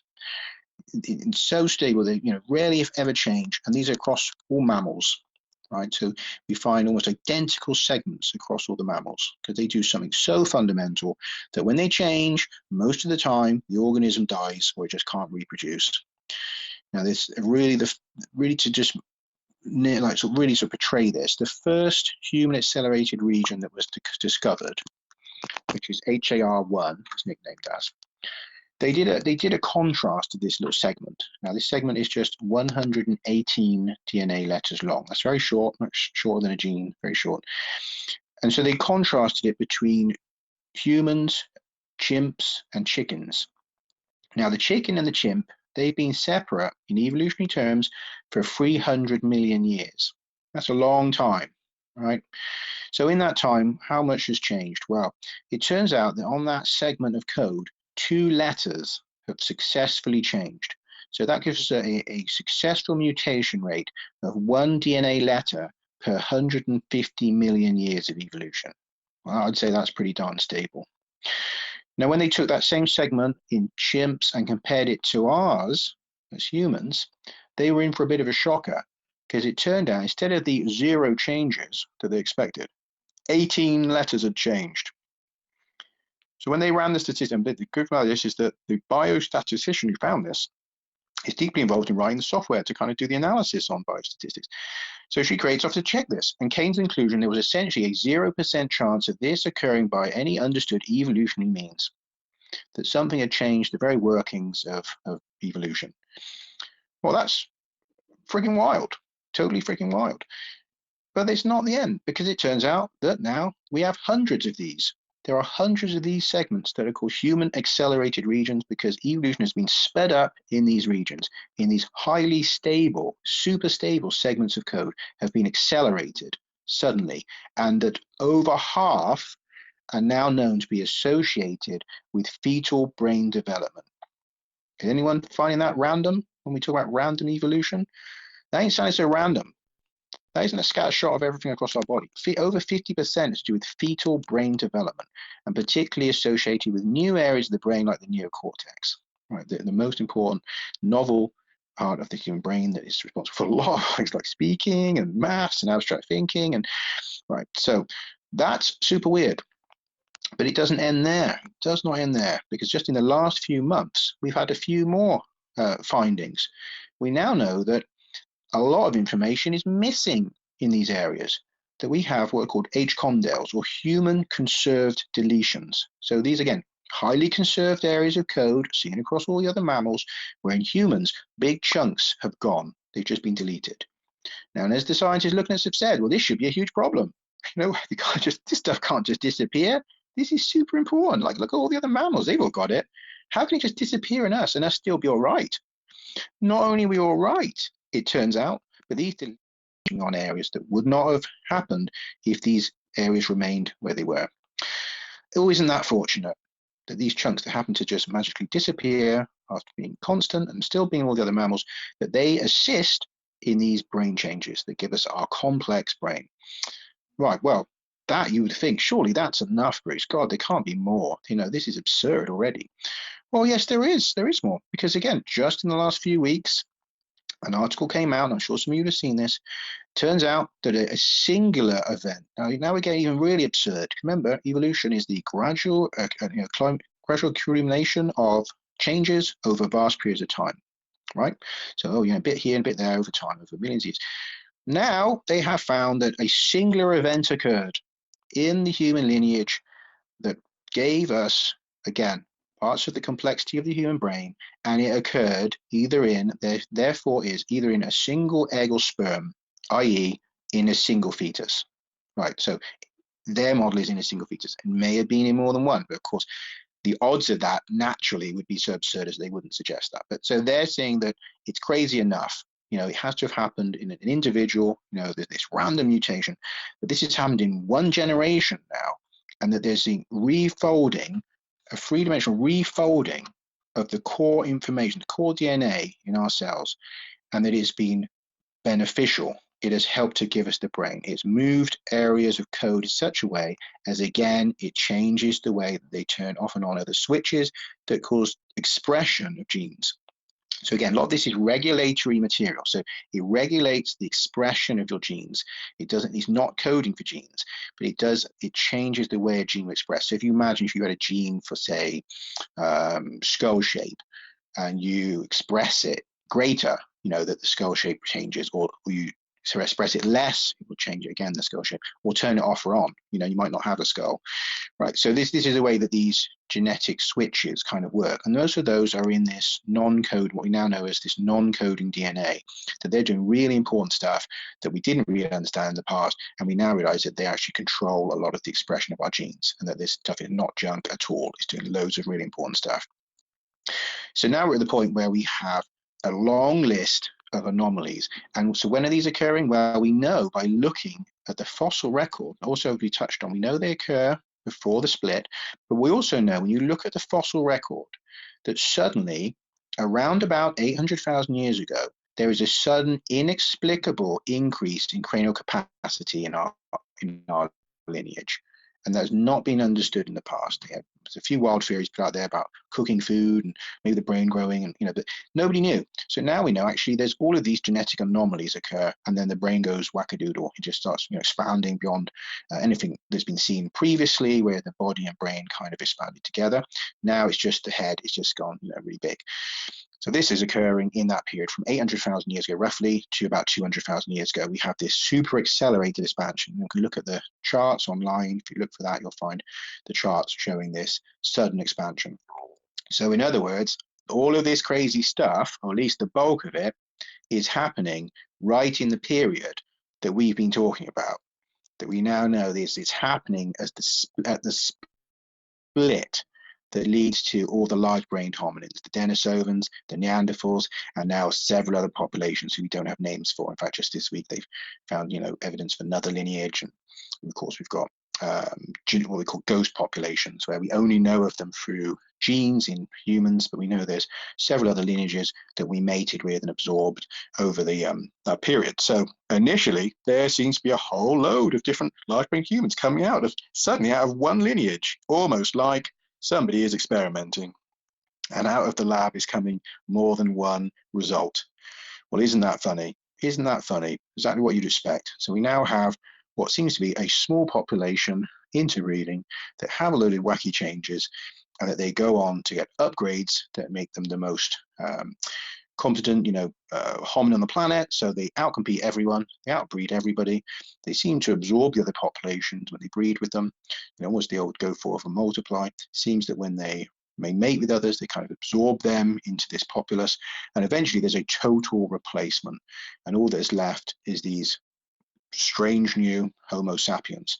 And indeed, I would put Denisovans and Neanderthals under the Homo sapiens family, really. I think at this point we just say that everyone post the split is a subspecies of Homo sapiens, or we can give it another name from Homo alienus or something, whatever we want. But at that point, everything is under that. We're all a subspecies of that change at ancestor X. Ancestor X remains unknown. They seek him here, they seek him there, they seek him everywhere. They cannot find ancestor X because ancestor X doesn't exist. Ancestor X is a lab experiment. You can't find what didn't exist, because what they are looking for is a parent, a hominin, which is actually just represents an experiment that was done. So they can't find, and funnily enough, they cannot find this ancestor X in the record anywhere, because you get these other earlier hominins like Erectus and whatnot, and then you get our first ancestors. And somewhere in the middle is something that happens that's weird. They can't find an ancestor for it, but something happens. But of course, there wouldn't be. Now, just to give you an analogy for that, today we're doing genetic experiments where you can take a chicken egg, right, and they can recreate a dinosaur-like creature with the chicken egg. This is experiment, some of you might be familiar with this. They're doing other experiments with chickens, making them have dinosaur feet and all sorts of stuff. So now if you think about it, if you saw that offspring and it looked to you like a kind of weird, dinosaur bird-like creature, and you thought, well, that dinosaur-like creature, it must have, parents, dinosaur-like parents somewhere on the earth, and you went seeking them, you would never find them, right? You would never find them because it came out of a chicken. So you'd look at those chickens and say, well, they can't be the parents. They look nothing like it, right? They don't have the same features because, the parent is just a lab experiment. There is no parent as such. It's just been happening in a lab with a fetus, right? So that's why we see that. And we see another number of anomalies with these early fetuses, in fact, because, we have what's called a process of, I forgot the word from elders, essentially that we have been, neoteny, that's the word I'm looking for. So we are a neotenous, we consider a neotenous primate, right? So what does that mean?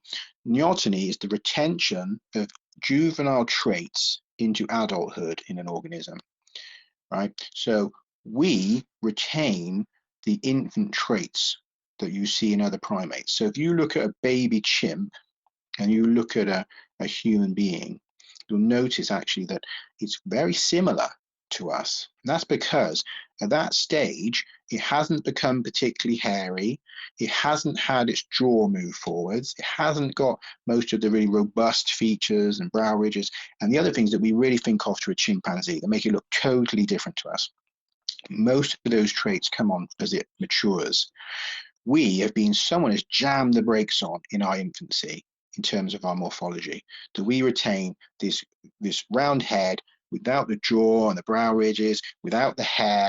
And all of this has a lot of benefits as well, because in infancy, brain structure is more flexible. You see the play and the range of learning, any sort of mammalian species is different to the adults. The adults usually specialize, they're stuck in their ways, they have particular things they do, and that's about it. It's the children that can play and learn and are hardwired for that. Look at us.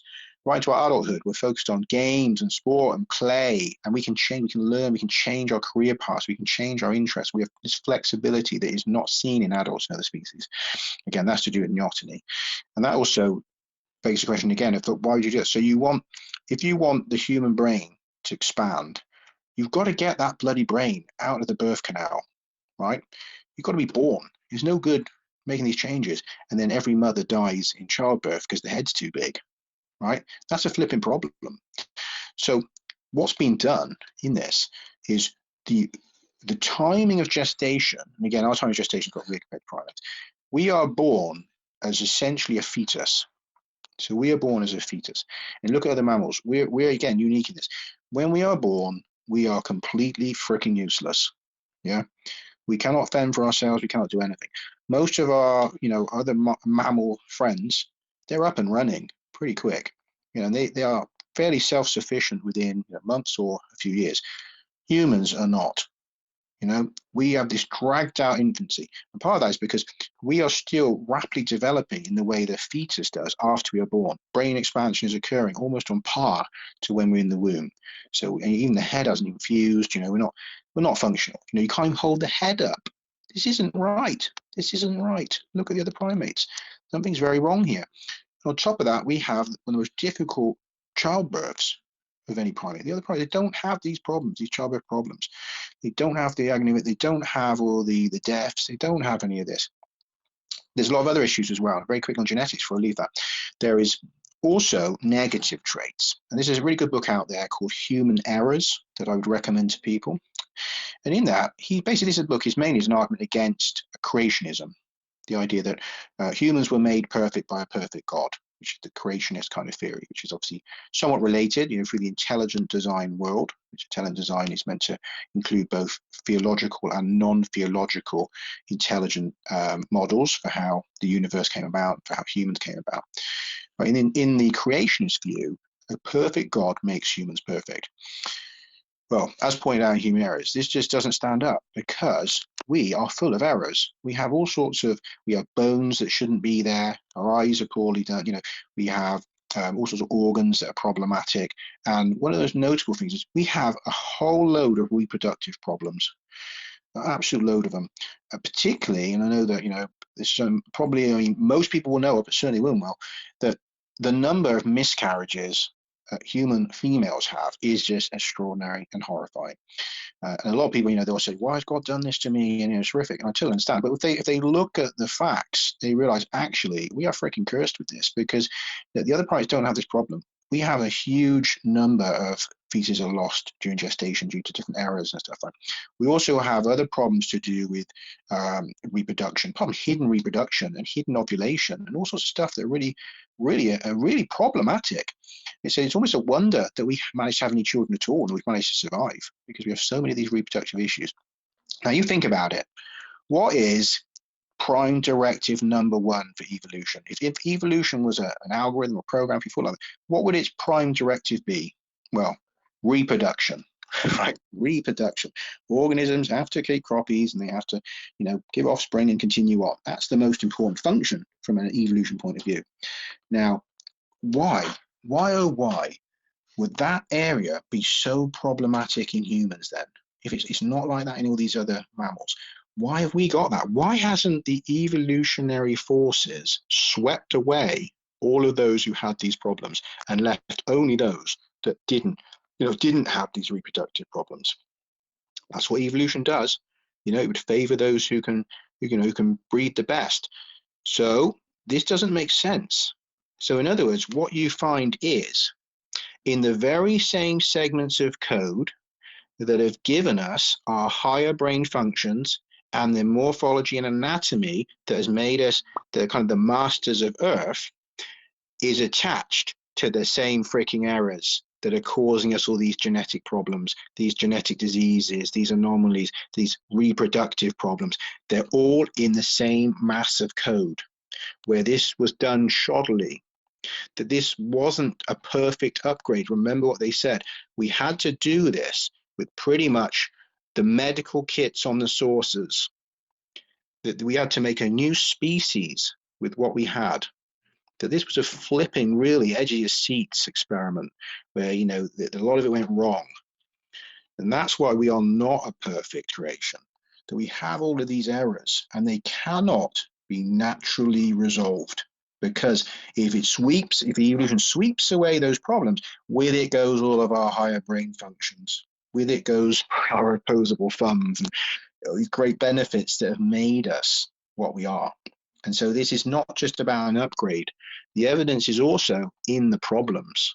And that, again, is very telling, because you hear these stories of upgrades, but it's not just about upgrades. This is what you would expect in an experiment that wasn't done, over a long term with the best tools, with the best minds doing it.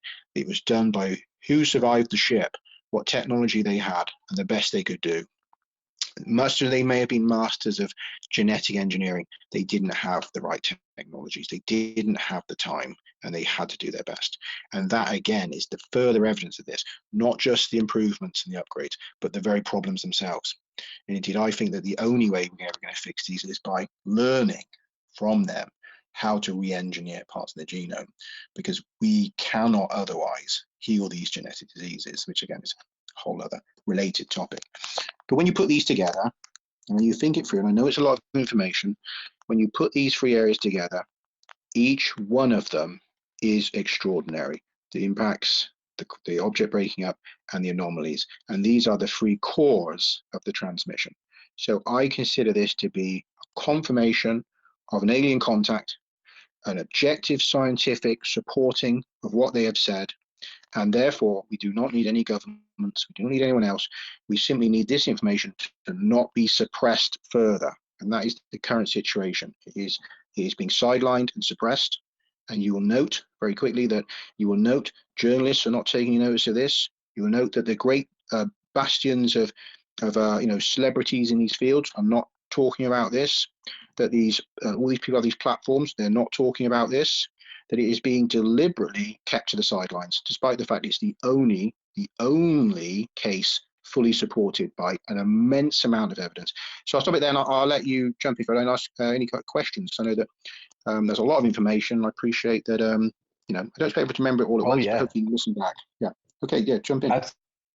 Absolutely, a ton of information. It's interesting because during the space I had, I was sending the message, spreading awareness to the space.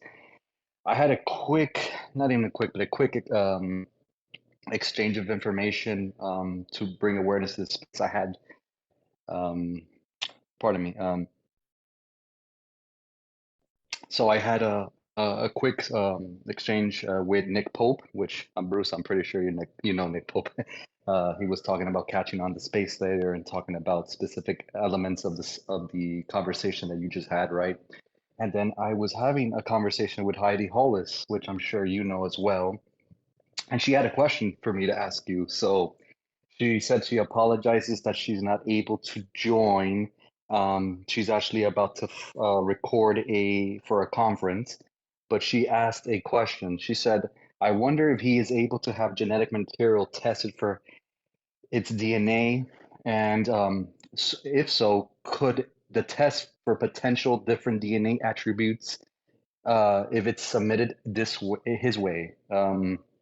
So she was asking about that in terms of the junk DNA and all that stuff. So it's ironic that you're talking about this, and then I'm having this conversation with with Miss Hollis, and then she's asking for me um, to ask you that, and she says she definitely wants to jump in on a space with you next time, and hopefully Nick Pope can join in too, and we'll have like a trifecta going on because the conversation is interesting. I'm super intrigued by the DNA aspect, and I'm not sure if you're able to answer the question if there's enough substance. But yeah, in terms of genetic testing, what could we do in order to kind of test that hypothesized theory? Even though I consider it a little bit more than a theory based on what you said. Yeah, I mean, obviously we have already, I mean, just to sort of a little bit, of course we have, as I appreciate, a lot of evidence already that shows that an anomalous event occurred. But what I would love to see is for the discovery of human DNA that is older than 788,000 years, right? Because what I would like to see is recovery of DNA that would say at least 800,000 years old from a purported human ancestor, perhaps Homo erectus, that'd be ideal. And to have that genome fully extrapolated. And we know that can be done because we now have DNA from mammoths that's well over 1 million years old. So that's been done. So that was always they always thought they wouldn't be able to do that would be an absolute limit. We wouldn't get to that age. But we now know that we can. So what we need to find is some poor bugger who fell into an ice pool and froze, something like that, really ideal, or is in some mountain cave in the Himalayas, frozen solid. That would be ideal, but of course it could just be a bone that's in a cool enough cave or something. We can get the DNA. If we can do that, you can then compare the genome of humans before this event against those after, and that should show some radical changes in that period. That would be the ideal. If we can see material from an unmodified hominin against this one, that is, you could say, is almost the missing gold standard for it that I would want to see, because everything else we have the the differences with the the human accelerated regions, we've got the human deleted regions, we've got the chromosome fusion, we've got obviously there's other genes that appear like brain genes that are really anomalous. So we've got like a wealth of evidence pointing to anomalies at the split. The only thing missing, if you could say, would be the icing on the cake, would be to have that DNA. We just haven't found it yet. So that would be the answer, is that we have enough, but I would love to have that additional bit, which would be like, the icing on the cake. Yeah, that's exactly what I was thinking when you mentioned a frozen, they call it a frozen specimen. First and foremost, I know there's a couple questions. I want to gauge your time because you just spent about 2 hours on an epic epilogue. So I want to know how you are with time and if you're able to take a few questions. If not, we can always leave that for another time. But I am considerate of your time. So Yeah, no, we'll just do a few much. questions. Yeah, I'll give you a shout. Okay, And I you just let me. Yeah. You just let me know how many. Tell me when that's enough, and then we can stop it out there. And what I will say is that definitely we gotta speak one of these upcoming days to kind of coordinate that, because I know that I have Heidi who's very interested in Heidi Hollis, of course, that wants to contribute to a space with you. So I'm sure you would be very intrigued to have a discussion with her in terms of more on the talk of the genetics, of course. So we'll discuss that on a later date. But yeah, go ahead, Nita.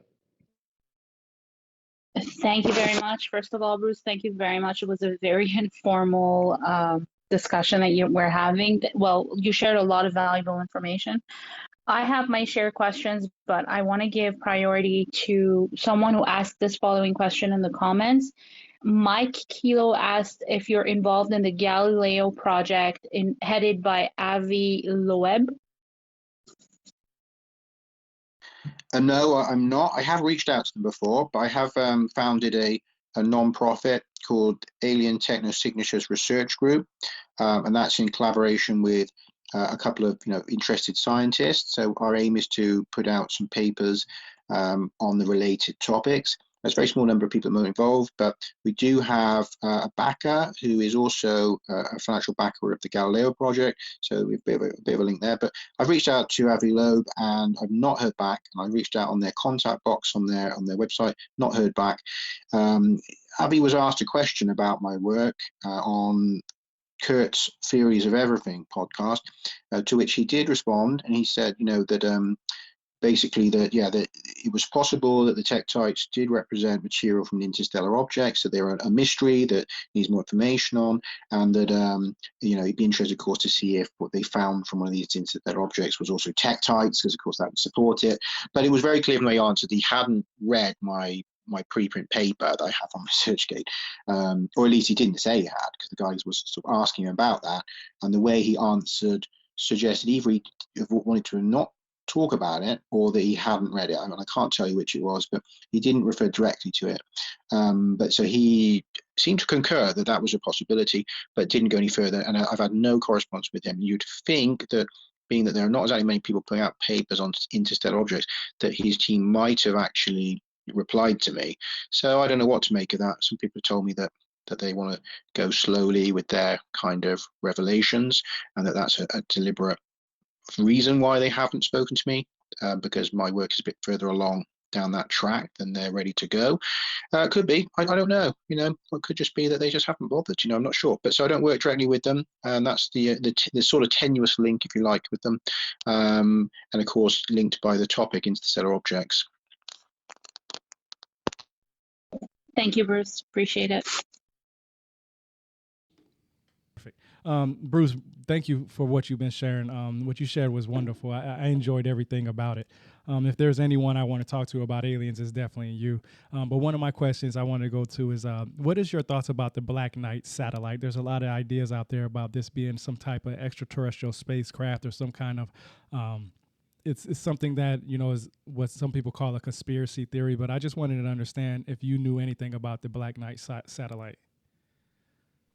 Yeah, I'm quite interested in it because, it has come up a number of times through, of course, the last few decades, the idea that there was detection of a satellite, at least one satellite, maybe more, at least one, that was in orbit before we put anything up there.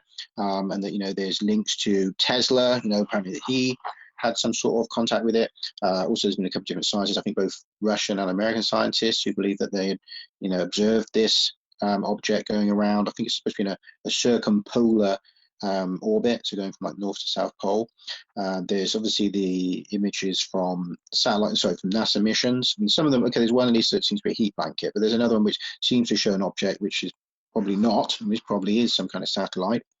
And further to that, very interesting as well, is the work of, there's a group of scientists looking at unusual reflections in photographic plates from before satellites were put up, and they found a number of twinkles, unexpected twinkles, so lights that appeared and disappeared. They're called vanishing objects, something, their project, VASCO. And if people look at the VASCO project, so they basically have found what look like possibly satellites in orbit before any of our terrestrial satellites were put up there. So again, that fits with that kind of idea of the Black Knight. Now, as I touched on earlier, I remember there's been plenty of time for probes, many kinds of probes from many places to have reached Earth. There is no reason at all why, say, at least one or more wouldn't have been put into terrestrial orbit. I mean, other places I've pointed out, you could have some out in the asteroid belt watching us. You might have some at Lagrange points. You might have some on the moon. You might have sentinel probes on Earth. Again, there's no reason to think there's just one, right? And so the Black Knight satellite in that context makes a lot of sense. I know that I think it was, I can't remember the guy's name now, but the guy did come up with the theory that it was sending out information and it had a star map. I think he later on sort of rescinded that, so that he thinks he was wrong. But there's still this issue with the long delay kind of radio signals, where they get this reflection of radio signals that seem to bounce back to us. And some people have this is another mysterious phenomenon, and they think that it could be that there's a probe that is capturing signals from Earth and then sometimes sends them back, almost to say, I've heard you, acknowledgement. I've heard you, acknowledgement. And no one knows really what these long delay signals are, right? So we have a number of kind of tentative lines of evidence suggesting that there may well be some kind of sentinel in orbit around Earth. And I suspect that there would be. Again, if there's one, and again, I think I'm quite happy, that we have at least one, like a sentinel probe on Earth. It could well be that there was others left, in other places, or that arrived from different species. Again, it doesn't have to be from the same group. That one lot may have put something in orbit, another lot put something on the planet surface, others on the moon. Do you know what I mean? So yeah, I'm quite familiar with that. I do suspect the Black Knight satellite lore goes back to at least one real satellite based on all of that. Thank you. I appreciate that so much. That I've been researching a lot about that, and I know that there's been some times when individuals said that they actually been monitoring it. They say they got pictures of it, and so on and so forth. So it's just an interesting anomaly that's out there that relates to possibly extraterrestrial life. I appreciate that again, Bruce. Thank you. No worries. Yeah, I mean, I think it's again a very interesting topic. I think people should have a look into that because, yeah, again, I mean, I think if there's one, there's probably many, and it's the same with the interstellar objects thing. You think about it, if we've been missing them all that time, we found one, and then we start to find many. I think the same would go with probes. Again, it's actually when the analogy I'd use, the recent kind of the issue with the at least alleged balloons and the shoot downs, that all came about by opening the apertures, reducing the filters. And I took that as very symbolic for humanity and this topic. Now, I don't know if that was done to be symbolic of that. It has made me wonder, because you think it was like, well, we're going to change our filters and let more information in about what's up there. And that was very symbolic, because suddenly there was these free objects and the shoot down, all this. It's not that there was everything up there before. So why was that done? Nothing's been repeated about it. And there was all that talk about, changing the sensors, opening the apertures, letting more information through the filters. I thought, well, isn't that symbolic to us that we are opening the filters, that humanity is opening its filters and is looking at the sky in a new way, and is suddenly seeing all these interstellar objects, and he's embracing the idea of UAP and UFOs. What we've done is change our filters. The phenomena itself hasn't changed. The presence of objects hasn't changed, right? So I do think that this is a very symbolic thing, is that all we're doing is changing how we look. And I think we may start to see that there is a wealth of these artifacts and these objects and these probes and these crafts, and that we're going to be in a few years almost like, oh, Christ almighty, there was hundreds of the things, right? And I think that's the wild bit of what we're going into. I think that we may actually get to be almost like it was, you turn on there's nothing in the room. Well, there's nothing in the room because you haven't got the lights on. Turn the flipping light on and your room is full of stuff, right? And I think that's what we're going to see, is that now we're just turning on the light, and we're going to see that our solar system is probably bloody plagued with probes and stuff that have been coming here since that oxygen event. And that over billions of years, we probably had probes from every civilization in the cosmos that's arrived here, right? Because we lit up like a Christmas tree, over 2 billion years ago. And that was, so anyone who could see that has had time to send probes or craft here. Now, that also, keep in mind, I mean, I suspect, and I'm not the only one to suspect this, that DNA itself was put here, that it's a kind of a terraforming technology, in which case at least one civilization was aware of us from the start. But that doesn't mean that others wouldn't then see us later. So when they see life take root, and when that oxygen bloom appears, other civilizations would have seen it too. I personally would suggest that DNA was seeded here, and that initial civilization would have been aware and probably present, or at least monitoring the whole time. And again, Carl Sagan in his paper says that, if someone came here long ago, they might have left some kind of base here, a monitoring station. Makes sense. I mean, particularly if you found there was life, or you seeded that life, why wouldn't you leave something monitoring what happened? Why wouldn't you? You've got that technology. Well, you're just going to fly off. So that was interesting. Surely you're going to leave at least a probe or something to mark out that this is a world of interest with life on it. Because what we see out there is gazillions of dead worlds. So it's interesting. This is again one of the weird things that we hear from the scientists in the space science community is, oh, why would Earth be interested to aliens? Why would they come all the way here? Oh, to see these lousy, stinking humans. We see that attitude a lot. And that is freaking absurd. Absolutely absurd. There's us, desperate to find even a flipping microbe, right? But why would aliens want to bother sending a probe to come and see lousy old Earth and its humans and its massive biosphere with unbelievable complex life? Why would they be interested in that? Well, take a look around. Yeah, There's exactly. dead. Why wouldn't they be interested? There's flipping dead worlds galore, but how many have got life? We haven't seen any other ones. So you got to think, what is going on there? I find that, the absurdities of things that get said. There's something I did miss, actually, I don't mind just quickly saying on SETI. And this is, so I write about on my Substack, which people can have a look at. I mean, my brucefenton.substack.com, what's going on there, I talk about all this. But there's a really interesting, I got really lucky with a situation, because everyone here, I'm sure, knows Seth Shostak. They wheel him out every now and again to laugh about UFOs and whatnot, right? The main astronomer at the SETI Institute, right? Now, the SETI Institute has been failing to find anything of interest for decades, as we pointed out, and they get about $20 million every year, or is it 200 million, something like that. I looked it up, and it was a lot of money. They get millions of dollars every year to not find anything. Right, now, that's fine, private money, it's not your tax money, so don't worry. At the very least, it's not your tax money. But they get all this money, and they don't find anything. Now, I wanted to put a question to Seth. I wanted to for a while.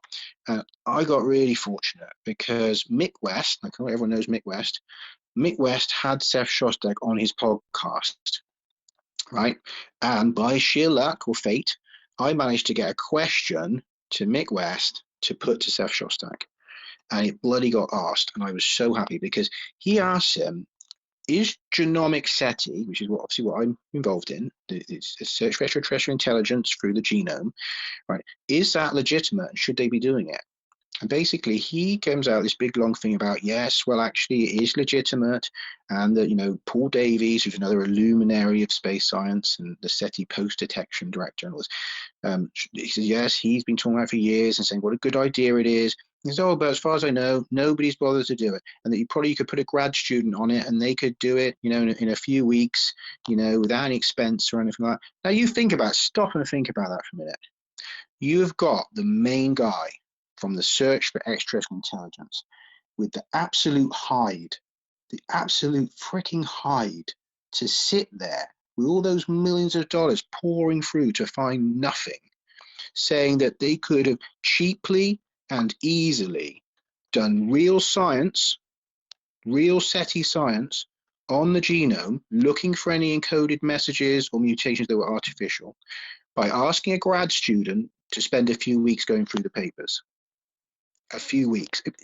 If that doesn't anger you, I don't know what is going on with you, because decades these people have found nothing. And there's him saying, there's these people, you think about it, Seth Shostak, Paul Davies, these guys are luminaries in their field. Do you think that they would struggle to get a grad student to volunteer for them to do this project? People would be queuing up. If they put out the shout and said, we want some scientists to volunteer to look for evidence of mutations in the genome that suggest a message or some kind of engineering, they would have them queuing up. They have never done it. They give lip service to it being legitimate science, and they have never bloody done it. And he had and then he started saying, well, oh, because if aliens came here, why would they leave like that? Oh, Zork, should we leave a message? Oh, like that? No, because it'll get swept away in the genome. Why don't we leave a hard drive in the ground? Oh, no, we're going to leave it in this area of the genome that's going to get swept away by evolution. And he just, Zork and all, back to that silly little green man talk sort of, and the truth is, he's ignorant on the topic, that these areas would not be swept away. That it's well understood that we have these areas in the genome that are nearly unchanging.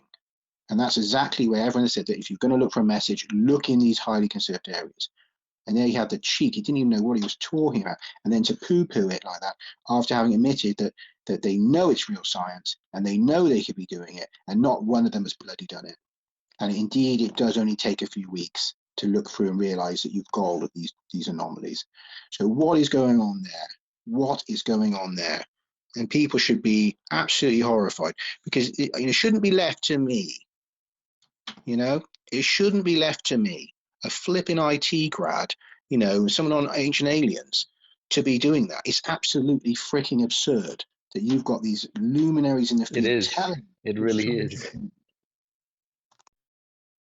Yeah, I agree. It really is. But yeah, I should go back to questions. But obviously I'm passionate about this, and I'm also horrified about what I'm seeing happening in the SETI world. Yeah, that passion is definitely felt. Yeah, I mean, it's crazy. It's quite a mouthful to say the least. It's everything you said, I couldn't agree more on. I mean, the fact is that we have the capabilities to do something as simple as that. Grad students, scientists who are willing to do this at no cost, just for the sake of curiosity and interest. And so I have to do that in my own time as a person, a low-income person, with family. I have to flip and do that. Well, there's a whole massive institute with 20 million pounds. I mean, it's sickening. It is sickening. Yeah, it's one of those. I mean, what a mouthful, Bruce. I mean, what a great.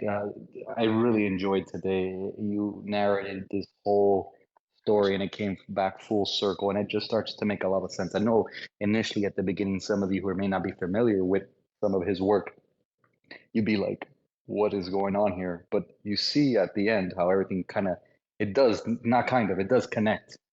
So there's a lot of hypotheticals involved in this. There's a lot of things that have to be kind of looked into a lot more. For some reason, it's not.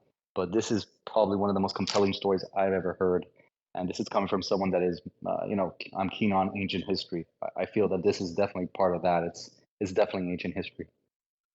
Thank you, appreciate it. I mean, I'm happy to answer any more questions if anyone in the audience wants to, pass you a question or to come up and ask. I mean, I'm quite happy to answer a couple more.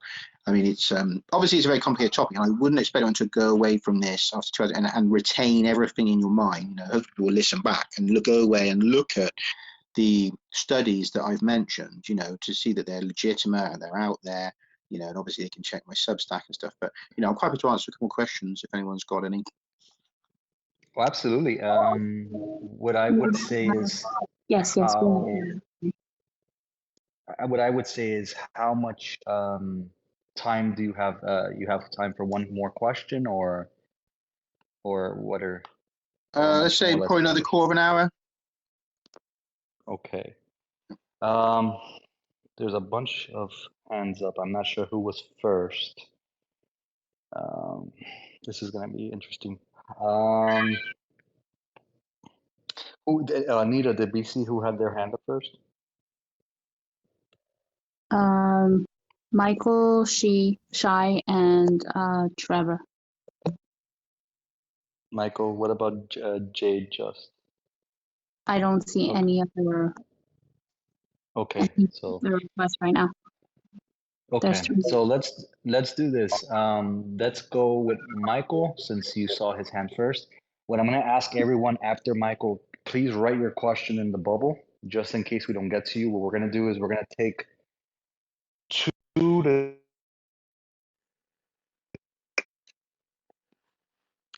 Hi, Bruce. Thanks for the talk today. It's fantastic. I actually live in the Gosford area, and so I've been to the Gosford glyphs and a couple of times. and I've met some of the Aboriginal elders from the Gosford region and had some really interesting insights from them. First, on the Gosford glyphs, I'd say they look too new. The sandstone weathers pretty quickly, and while they're not on a flat surface, the Aborigines tell me that for their sites that they actually are very annoyed with the national parks here because traditionally they have a regrooving ceremony, and so they retrace the outlines of the rock art because it does weather so quickly in the sandstone. The other thing I thought you might find interesting is they have another area about 30 kilometres from here called Mount Yango, and to them that's the most sacred site for the Australian Aboriginals in this area. And apparently this is where Biami, which they believe gave them all their law, but in their tradition, Biami returned to the stars. So they have a tradition of contact from entities from other worlds.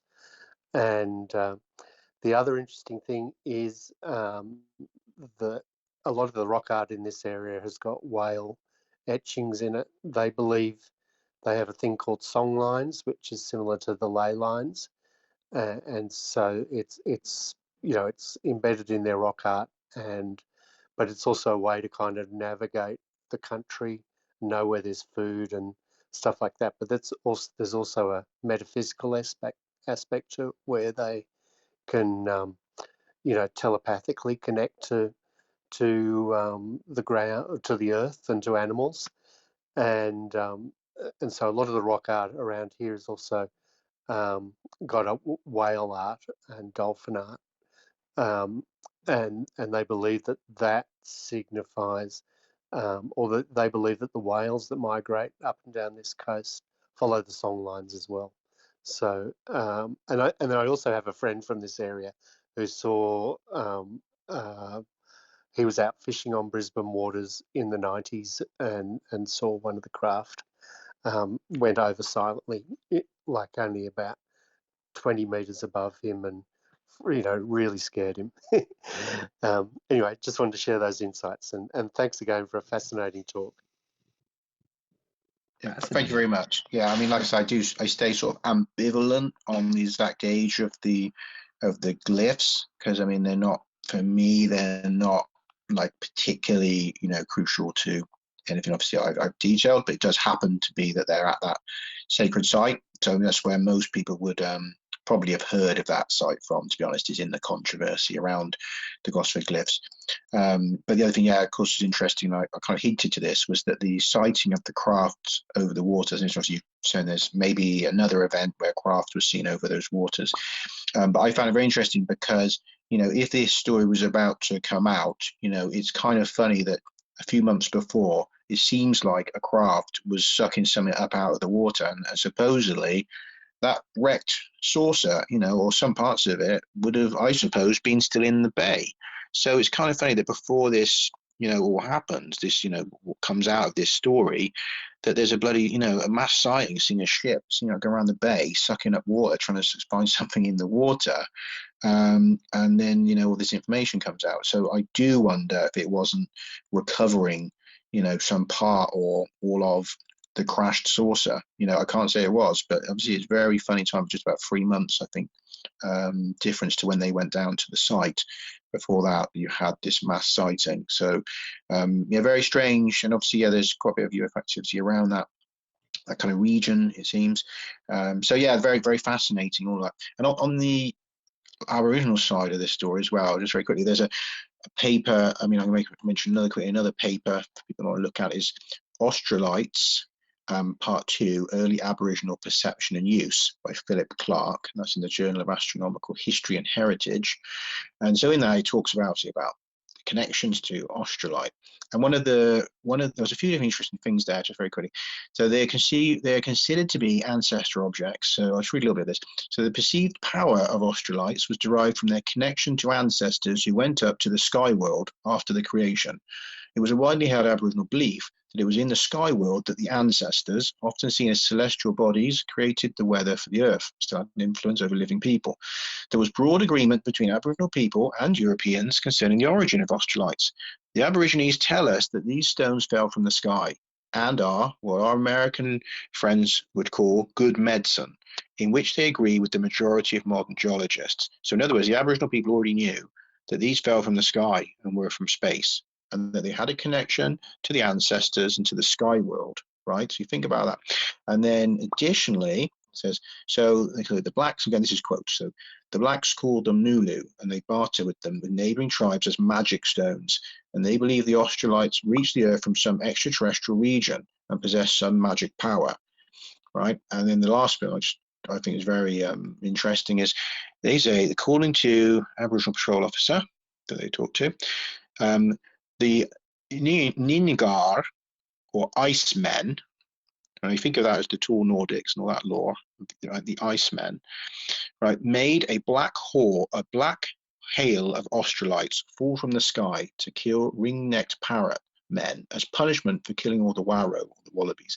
So in other words, they're associated with a conflict between two groups, and that in that conflict, this rain of debris of tektites fell from the sky. So, I mean, you got to say, okay, they're just guessing all this stuff. How could they in any way know that this stuff was even from space, let alone anything else? But how could they associate with a conflict, these cosmic beings, all of this, if it happened 780,000 years ago, right? Now, in conventional materialist terms, there's no way they could. Right? There's no bloody way they could, because you can't pass down stories for 780,000 years, right? And you certainly can't have written records or anything like that. But if you ask some of the people there, like obviously Jerry Bostock, who was involved in this, he said, well, the thing is, and not just to paraphrase, but he points out, says, when we want to know something or refresh our understanding, we just go bush. We go bush, basically meditate, tune in, and we get the information. We get the information update, as to what happened or what is it we need to know. So this story is pulled out of the ether again and again. So they don't need to bloody pass it down. And this is stuff that obviously doesn't fit with the materialist paradigm. So there's no way these people could know. How could they know that these tektites fell as cosmic materials across, That's for the materialists in the West would be, well, no, obviously they can't know that. It's just some lucky guessing going on, right? Because it changes the paradigm. It has people being able to access information that they shouldn't have. And so the understanding there is very, very interesting when we hear about these Icemen that they're associated with and these cosmic ancestors. So just to put that on there. Thanks. I'll let you. Fascinating. Follow. So fascinating. I'm gonna go next question to Shai, and then I'll do one more question, and that's it for the space. Because Bruce, we are in European time, so we're 5 hours plus ahead. So we want to be considerate of his time, but we can always have a follow up. I'm sure, like I've mentioned, I'll have a follow up. Shai, I'm gonna bring you up. You can go ahead and ask your question, and then I'll do one more question after that, and then I'll cut it off at that because Bruce does have to get going. Hello, thank you so much for this space. And Bruce, thank you for this evening. I've been absolutely riveted to you, every word. I've got two questions, if that's okay. Question number one is, where in the world would you start looking for the genome? If you could choose anywhere and you had all the money, where would you start looking? Or isn't it a place? Is it not a place? Is it broader than that? And my second question is, if you could meet the alien for the first person to go meet an alien that the government brought for us to meet, would you go, and who would you take with you? Good questions. Yeah, I mean, where would we look? I mean, I suppose, hopefully in, again, sort of cool cave environments. I mean, they have found some, interesting fossils up in the Himalayas of what seem to be early like Denisovans. And so, there's the possibility that we might find something up there in the Himalayas, in these mountain caves. So that would be probably an area I would love to see being really, swept for the potential of a frozen set of remains, or a very cool, at least, set of remains high up in one of these caves in the Himalayas. So I suppose if I could say, yeah, where I'd love to see a lot of focus put on that, because, you know, unfortunately, Australia is terrible for preserving early remains. And as is, you know, Africa is also pretty terrible for, in terms of preserving genes, you know, the actual DNA. Obviously, you can find fossils, but yeah, you need somewhere really kind of cool where it's going to be kept. But we do have proteins now, which is something, you know, alternative. It's not as much, but you can use those and they retain longer. So, but yeah, probably that. If I was going to meet the aliens, I mean, well, we've had some very strange kind of contact events myself and my wife, to be honest, with some of these beings. So, but if I was to go and actually, let's say, physically go and meet them somewhere, well, I mean, yeah, I would go with my wife. I think, you know, because apart from anything else, I mean, she's a very gifted shaman and very gifted psychic. So I'm sure if they got funny, she would pick up on it and would know what was going on more than I would. So She's I think, amazing. You are so lucky. thank you. So yeah, I definitely am, and I would want her there to be able to kind of communicate, know what the hell was going on with them, because she's the in tune one with the psychic abilities more than myself. Although I'd say this, I did meet her because I used to be a reader on a psychic website, so I have some abilities myself, but not to the level that my wife has. So yeah, I would go with my wife, and yeah, that would be it. But we had some contact events ourselves, but not what I would call, you know, physically going out into the field meeting an alien. So that's kind of different. Great questions, Shai. Great questions. I'm going to go for one more question, and that's going to be coming from Trevor. I know Trevor's been waiting since yesterday to kind of ask a question. So, Trevor, go ahead. Thank you very much. Yesterday in the conversation with Third Eye and Nita and whatnot, Bruce, I don't know if you follow anything that's on TV from like the Skinwalker Ranch and Brandon Fogel and whatnot and their findings through the mesa in megalithic structures, as per conversation with Third Eye yesterday. What do you think is actually going on there? Like, could there, megalithic structure wise, do you think that there still could be something there, or is it military? What is your opinion?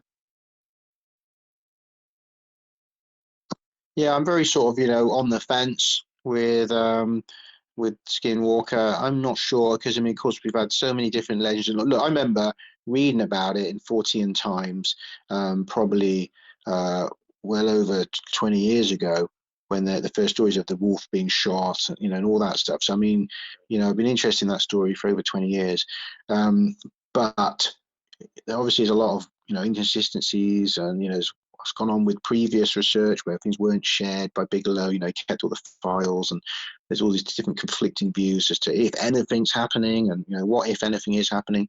So I don't know, but you know, if there's really a structure down there, I mean, yeah, I mean, there's no particular reason why you couldn't have, you know, an alien technology, a structure or craft or a base or something underneath there. I mean, I'm not saying it is, but you could have. I mean, they seem to pick up some magnetic anomalies and, you know, possibly something down there.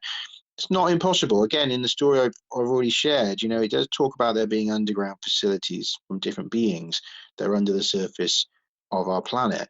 So, I mean, that's pretty wild stuff. So if that's true, I mean, there could be sites where you detect underground anomalies which are remnants of, you know, alien facilities, or indeed craft that have been buried by geological events. If something crashed in, you know, geological time scales and was buried, I mean, that is possible. So, I mean, I'm not going to be one just to write it off. It does seem like it's an area that's, you know, attracted a lot of strangeness, and you know, at least the claim is, you know, they're picking up some kind of buried anomaly. So I'll remain open-minded. Yeah, but of course, I'd love it to be that, yeah, they bored down and found, you know, an alien base under there, abandoned or something. I mean, that would be amazing. So we can keep our fingers crossed. Great question. Absolutely. Thank you very much. No Bruce, worries. I really appreciate your time and being able to take the questions. I know we have more questions. There's more people that have questions pending, but I know we're on a time constraint, and you know, maybe in the future we can definitely address those questions. I just wanted to thank you for your time and for the space. This was very informative. A great space with a lot of content, and you know, I have notes that I've taken down, and I'm just once again, I'm kind of, you know, back to square one where I have more questions than I have answers. So I really wanted to thank you for your time and being No able to worries. host this space. Just quickly says, well, people have questions. I suggest if they put it as a comment, to this space underneath, on the file or whatever, tomorrow, I can have a look at those questions and reply there. So if before people disappear, if you have a question that I didn't answer now, yeah, just type it out and put it as a comment onto the space, link, and I can come back to that tomorrow. I don't mind doing that. That's fine. Absolutely. May I add, because people have shared this space and they've retweeted and whatnot. I would suggest, just so to avoid confusion for Bruce, make sure that you post in the comments of from the Third Eye's actual profile, from the original post, not the retweets and not the quote tweets, just to make sure everything's in one place. And I wanted to also thank you, Bruce. I mean, you're a great not a storyteller, but you share everything in such a beautiful way. You started with aliens and then you connected the human origins to it. And we all of us, we wonder where we come from, and you shed some light on that. So thank you very much. Appreciate you for that. You're very welcome. I think it ties together at least two of the biggest mysteries, isn't it? Like say, is there anyone else out there? Have they been here? And also, yeah, who are we? Where do we come from? And why are we sort of strangers in a strange land on this planet? Which for me, yeah, this case has also answered that for me. I'm not outside of that kind of surprise or having to adjust to some of this understanding. Obviously I've had a bit more time and looking through a lot more of the information, so I've been able to adjust. But I am compelled and convinced by the evidence that it's legitimate. I never say that things are 100% proof. That's not how science works. But the evidence to me is overwhelming that this is a legitimate contact, that this information is supported by the objective information that's been found by other scientists, nothing to do with me. The case didn't happen to me, so I'm objectiving that I wasn't involved. I've looked at this as someone outside of it, and all of the information is from others, from scientists. So I don't know what's better than that standard, So to me, it's a very, overwhelming and super compelling. I don't have to believe it because the evidence is there. And I think that's for once. I'm not going to say I believe this is real because I'm convinced and compelled by the evidence, right? I don't believe it. There's too much of believing stuff in ufology and ancient astronauts theory, right? There's too much people asking you to believe them. I won't ask you to. I'll ask you to look at the evidence, look at the data, put together everything I've said, contrast it, think how else could this have happened, ask yourself all those questions. And if you come out at the end, like me, compelled to think this is legitimate, well then, that should change your perspective of life on Earth and who we are and where we're going, and also where this government story and all that's going as well. Because you've got to think, is it likely that Bruce is the only one who knows this? And that's the other big red flag that you should think. If this is legitimate and I can piece it together, are we meant to believe that nobody else knows this? And I keep that in mind, that these papers I use, they're available to everyone else, and that there's people looking at this question who would know all this stuff too. Beautiful. Before I pass the mic to Rebirth, I just wanted to say that we are going to host another space, aka after party, right after this space. The information is pinned to the Jumbotron at the top. Rebirth, any last words? Just want to say thank you again, Bruce. Thank you. I really appreciate it. So many people turned up to listen. I know it's outside the ordinary. It's not what we usually, are hearing from the UFO world or the aliens world. This is it's a very, very unique case. I put it that way, a very, very unique case, and it has definitely derailed everything I was doing in my life. So, I take it very seriously. That's very obvious. You can all see that very obvious. There's no grifting. It's just what it is. You can go and look at all the papers. You can go and look at everything I've said. It's all publicly available. I'm not doing anything behind the scenes, or you've got to wait a year, or the inside of the. It's not that. It's not that. Right. This is publicly available. What I consider a confirmation, not disclosure, because it's not something that's hidden, but it's a confirmation of contact. So it's a different thing to government disclosure. And very quickly before I hand back over. Just to say that obviously people want to follow any of this. I was thinking follow me on Twitter, but it's got Substack. So if they look for my brucefenton.substack.com, I've been detailing the backstory of this there. Obviously, there's Exogenesis, Hybrid Humans, the book in 2020 that I put out, which, obviously I've done more since then, but the book does lay out the same basic storyline. And also there's there's the new project hub, which is alientechnosignatures.com, which is where Alien Technosignatures Research Group is based. So I've got to do a bit more with that, get some papers and stuff done, but we're slowly getting there. I haven't got the funding across yet to it, but we've got the promise of funding. It's a bit complex to get that done because of the law about money moving and all that stuff. But yeah, hopefully we'll be able to get that going forward very soon. So obviously any support to that is really appreciated. And obviously, generally, I'm not being funny, if people feel able to support a Patreon or a paid Substack sign up, that does help. It all helps. Like I say, I'm not a wealth man, low income person. Anything you do that helps me free up time to do this, super appreciated. I know that most people can't do that, but it's super appreciated. And of course, buying the book, buying book helps. If you buy it direct from me, either of the books, again, is better. But if you buy them online, that's also great.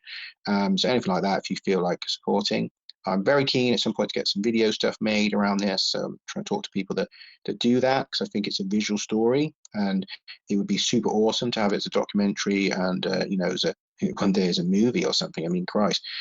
So hopefully all that happen. I feel like it will. And my last thing is I went over to do a visualization to get me onto Joe Rogan, because Joe Rogan keeps on talking about his interest in the possibility of aliens modifying our ancestors, but nobody that's been on there has been able to actually give him a sensible discussion on that. So he always just touches on it and says, oh, that'd be so cool, but no one's been on there that actually has the information. So I'm really keen to get on Rogan in the next year or two.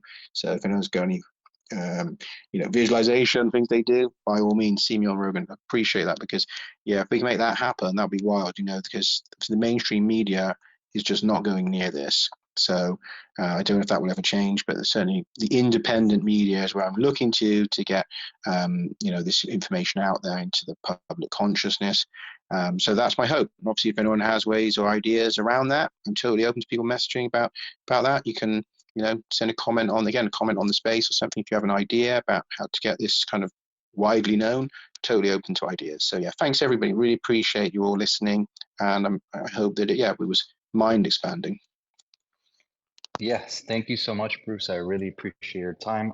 Awesome space, and for the future moving forward, we have plenty of questions that are going to be formulated after this space. So thank you once again for your time. I look forward for the next space. Like I said, I got a couple of the other ancient alien guests like yourself that have been part of that show, and they want to participate. So we can set something up at a future date, and we'll talk in the DMs. But let's focus on what a space we had today. And thank you for your time, Bruce. Appreciate it.